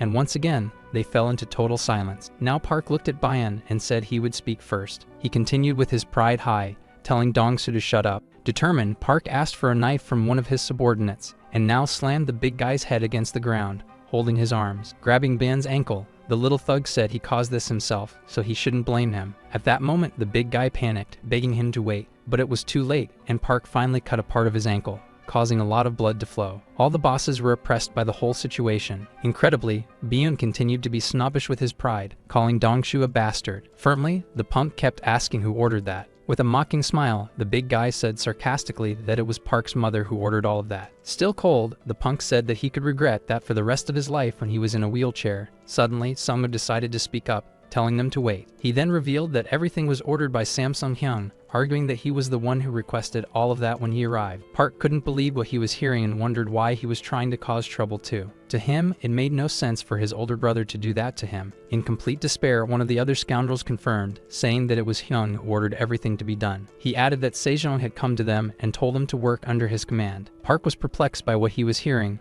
unable to believe the truth. The big guy revealed that Kyung was suspicious of him, as everyone had been caught except him, thus questioning whether he had sold information to the police. Out of control, Park was about to hurt Byung once again, and so he cut his other ankle in the same way he did with the other. Sometime later, everything was calmer, and the protagonist sat with Park in one of the rooms. They were drinking to calm down when the lawyer entered the room silently. He revealed that all the injured people had been sent to the hospital, and the leaders would be monitored separately. Very downcast, Dongsu asked if he really thought his brother intended to make a move against him. He didn't understand, as he was taking care of everything to avoid resentment, since he was also responsible for his sister-in-law and their families. Incredulous, he questioned why Hyung would do that and what he had done wrong. However, the protagonist was already aware of everything with his future memory, as in his previous life, Sejong also killed Park, incriminating him for his crimes, thus being a person Dongsu didn't truly know. Thus, the protagonist said that if they left Sejong alone, this kind of thing would happen again. He added that Park's gentle manipulation had been the driving force that allowed the thugs to act. Muyek stated that he needed to bring those who would stay with him and get rid of those who were unnecessary, ensuring they would be unable to return. Dongsu was indeed very thoughtful about all of that. Thus, the hero suggested that they organize the move first. Park felt offended by the prota's words, saying that he didn't know Sejong well, but considered him like a father. Still cold and irrational, the hero said that no kind of father would order the death of his own son, arguing that Park was no kind of sad prince. Continuing his point, Muyek said that at that time, gangsters didn't care about loyalty and pride, and stated that Dongsu was the last living in an outdated romanticism. The prota stated that it was evident that Sejong, who considered him like a father, ordered him to stay away, and told him to wake up from that absurd dream. Once again, Dongsu stood up furious for not being able to bear the protagonist's words. However, he was still too hurt to attempt any sudden movements. Fed up with the situation, the hero stood up and told Park to take care of his brother. Otherwise, he would nullify him from the agreement they made to work together. Mudia quickly left the room while the punk asked him to sit down, questioning what would happen if he continued like that. But coldly, the protagonist asked if he still seemed like the high school student he first met on the hospital roof. He argued that he had given him the opportunity to work together on a plan that involved his destiny, so if he hesitated in the face of any problem, he would have to reconsider that. And still confident, the hero said that if they didn't resolve Busan by October, it would be the end for all of them. With that, he left, slamming the door shut. Park was left behind, saying that he was ashamed of all of that. The lawyer analyzed the prota and said that he was definitely not an ordinary person, as he was only 20 years old and couldn't even imagine what kind of life that boy had led. Dongsu still felt proud to know Muyek, saying that he wasn't joking when he spoke about him. Park knew that the hero was right, and he knew that relying solely on the forces of a gangster wouldn't sustain him, as without money, everything was just nonsense. He lamented that the world lately was driven only by money. so the four-eyed one questioned how he would resolve things. With his head held high, Dong-su said they would clean everything up, and finally they would go to Seoul. In a hotel, the room service staff knocked on the door of a room, saying that the checkout for that man had been done 4 hours ago. Thus, the young man orders the maid to open the door. They sneak in to see what was inside. Thus, they come face to face with the mustached mobster hanging. He was already lifeless, which causes panic among the people who visited the room. In the parking lot, the man wondered who had parked in such a pathetic way. He said they hadn't left any contact number. But suddenly, one of the mobsters falls abruptly onto that car, covered in blood. In some random butcher shop, the employees said they needed to bring some ice from the freezer. But when one of the men arrives at the location, he comes across something unprecedented. The brown-haired mobster was already dead, frozen, and trapped inside that freezer. The hefty Bian was fleeing from other mobsters in his wheelchair. For a moment, he managed to throw off Park's men. He said that Dong-su was a scoundrel who, besides breaking his leg and humiliating him, was trying to kill him. He ran wildly, saying he wouldn't let it go and would take revenge, as he wouldn't die easily. But in his desperation, he crashed his wheelchair into a rock. This resulted in him being thrown directly into the sea, without being able to do anything to save himself. Days passed, and now in the Busan prison, a meeting was taking place. Park's lawyer said he came to see Dong-su's brother on his behalf. The young man asked if anything had happened to Park, and the bespectacled man revealed that he had been attacked a few days ago, and the Seishon gang was behind the attack. The suited man handed a cigarette to the inmate, who reflected on the attack on his brother. The lawyer quickly exclaimed that he was safe and shouldn't worry. The brother said he was glad to hear that, but he didn't seem happy about anything. The lawyer revealed that they said he was the one who ordered the attack. Now that man became furious upon hearing this absurdity and said they didn't know who they were trying to frame. He denied all the accusations made against him and asked if Dong-su believed that. He couldn't even hold his cigarette without trembling. Thus, furious, he threw it to the ground abruptly. And once again, he asked if Dong-su believed this whole story, because if that were the case, he should go there personally to ask about it. In response, the lawyer placed a voice recorder on the table and ordered that man to listen to it. The audio was of Park saying he was very sorry for not being able to see him in person and was delivering this message through his lawyer. The audio continued with him saying he understood that he suspected him, as he had managed to hide all that time and escaped safely. And he argued that he had been working hard to prepare everything so that when he finished his sentence, he could live comfortably. Dong-su reported that he had been attacked recently, and the words were that his own brother had ordered it, but he didn't believe that. And still, Dong-su exclaimed that doubt had found its way into his heart. With that, he told his brother that he would take care of his family and his sister-in-law. And coldly, he asked his brother to leave. Continuing, he said that if he were alive, the monster in his heart would grow even larger, and if that happened, more blood would be shed. So if he refused, things would only get harder for both of them. Thus he asked him to make his decision. In this sense, the young man was completely dejected and asked the lawyer if Dong-su had really said that. Without expressing any feelings, the bespectacled man said it was exactly as he had heard. Now completely melancholic, Dong-su's brother was reflecting that Park had indeed said all that. After that, he asked what his brother planned to do after taking over Busan alone, as maintaining Busan wouldn't be an easy task. The lawyer revealed that after Busan was fully controlled, he would move on to expand to Seoul. Upon hearing this, the young man couldn't believe he was really trying to go to such a city, being the brother he knew. And suddenly, he began to laugh very loudly. He was proud of his brother, saying he was totally the boss at that moment. Thus, he stood up from the chair and asked the lawyer to tell his brother that he was very sorry. And finally, with an existential void on his face, he asked him to take care of himself and also take care of his family. On a rainy day, Park was in his office, very thoughtful. His lawyer revealed that his brother had passed away the day before. Dong-su's sadness was evident, but he didn't let it show and remained strong. After that, in a nightclub, Park's men surrounded their enemies to eliminate them. And the same happened with Park and his closest allies in another building. The enemies who were ready for battle said that the bastard was already there. The old man said that Seong died because of Park, and yet he wanted to dominate Hyundai. But without caring, Dong-su said that that man's talk always grew with age and urged them to face each other quickly. Thus, the fight began with the old man saying that Park was an ungrateful dog that even bit its owner. Dong-su's men also charged directly into the attack. Shortly after, everything was over according to plan, and the little punk was taking his doses in front of the sea. His lawyer arrived reporting that the cleanup in Hyundai was completed. He congratulated his men for a job well done and poured another glass for his lawyer. Dong-su was relieved that things were going well and everything was falling into place again. At that moment, he called his lawyer by name with a melancholic look and asked if he would not be embarrassed in front of Muyuk again. In the mansion of the Great Lone Shark, the old man asked Muyuk if he had foreseen the strange actions of the government in those days. Taizan explained that dozens of high-ranking officials in finance and economics had suddenly disappeared, taking vacations or on trips,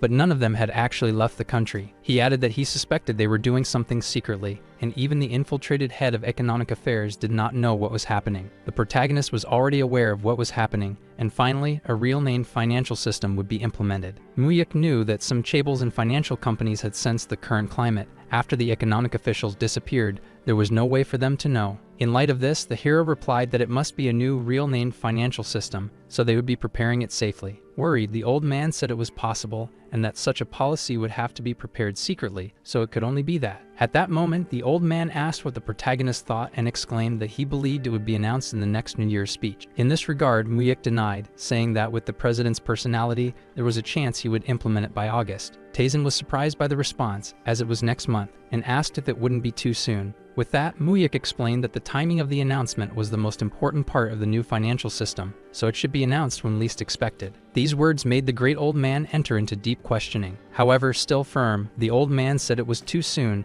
as this was one of his presidential election promises, and it would not be easy to get it approved in the assembly. Muyuk assumed that probably the other chaebols had come to the same conclusion as his grandfather, so everyone would be caught off guard when the new system was implemented in August. After all, less than a week after the announcement, it would pass in the National Assembly without a vote, with unanimous support from the parties. Without causing a stir, the hero asked if they shouldn't prepare for this, thus settling accounts in the name of third parties and anonymously. As advised last time, the old man said that the anonymous accounts were almost ready, and the third-party accounts would take longer due to their large scale. The hero knew he wouldn't be able to convince his grandfather, but just with the anonymous accounts, he would save a significant fortune for him, and it wouldn't be such a big loss as in his past life. Now Taisen said that, just as he sent 400 billion to America as the hero said, the director laundered the money without problems. The protagonist deeply thanked for everything his family had done for him. At that moment, the old man asked if Muyuk had not forgotten the plans he had for today, and he replied that he had not. The mafioso said that if he were to deal with chaebols in the future, he needed to understand how they thought. Now he would meet the person with the living history of Korean chaebols, so he should go and learn as much as he could from him.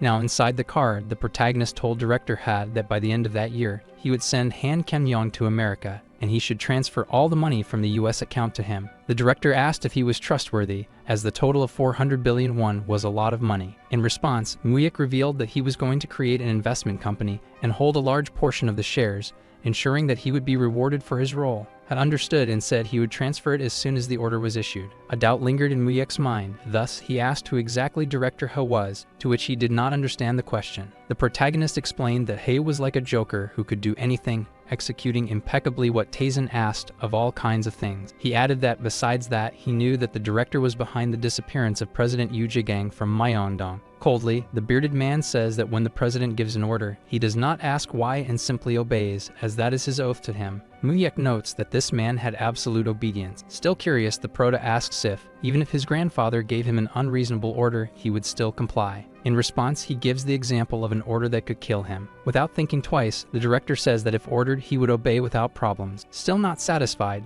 the protagonist asks what he would do if he ordered him to kill his grandson. Remaining cold and calculating, He says that if ordered, he would have to obey. At that moment, Prota understood what kind of person the director was, and even in his previous life, he had shown loyalty to his grandfather, and after his death, he disappeared without a trace. In light of this, Muyek said he had a favor to ask of that man, and so he says he could ask, humbly. The hero requests that he introduce him to someone like him, which surprises that man. Prota continues by saying that he wanted someone who would follow any orders without questioning, and a person he could count on and trust. At that moment, the director understood the message and said he would arrange things for him. Now they had arrived at the mansion of the great Chaebol President Song. This man, who was pleased to have them there, said he was curious to see what the intelligent grandson of the president, who never stopped boasting, was like. He adds that he could not refuse that meeting, as it was Prota's grandfather who requested it, but he was not sure if he could teach anything more. Kindly, the protagonist says that just hearing his life story was already something valuable to him, for he was the living history of the Chaebols, Koreans, and the economy itself. Song felt embarrassed to hear that, as he would have to tell his own story. Our video ends here.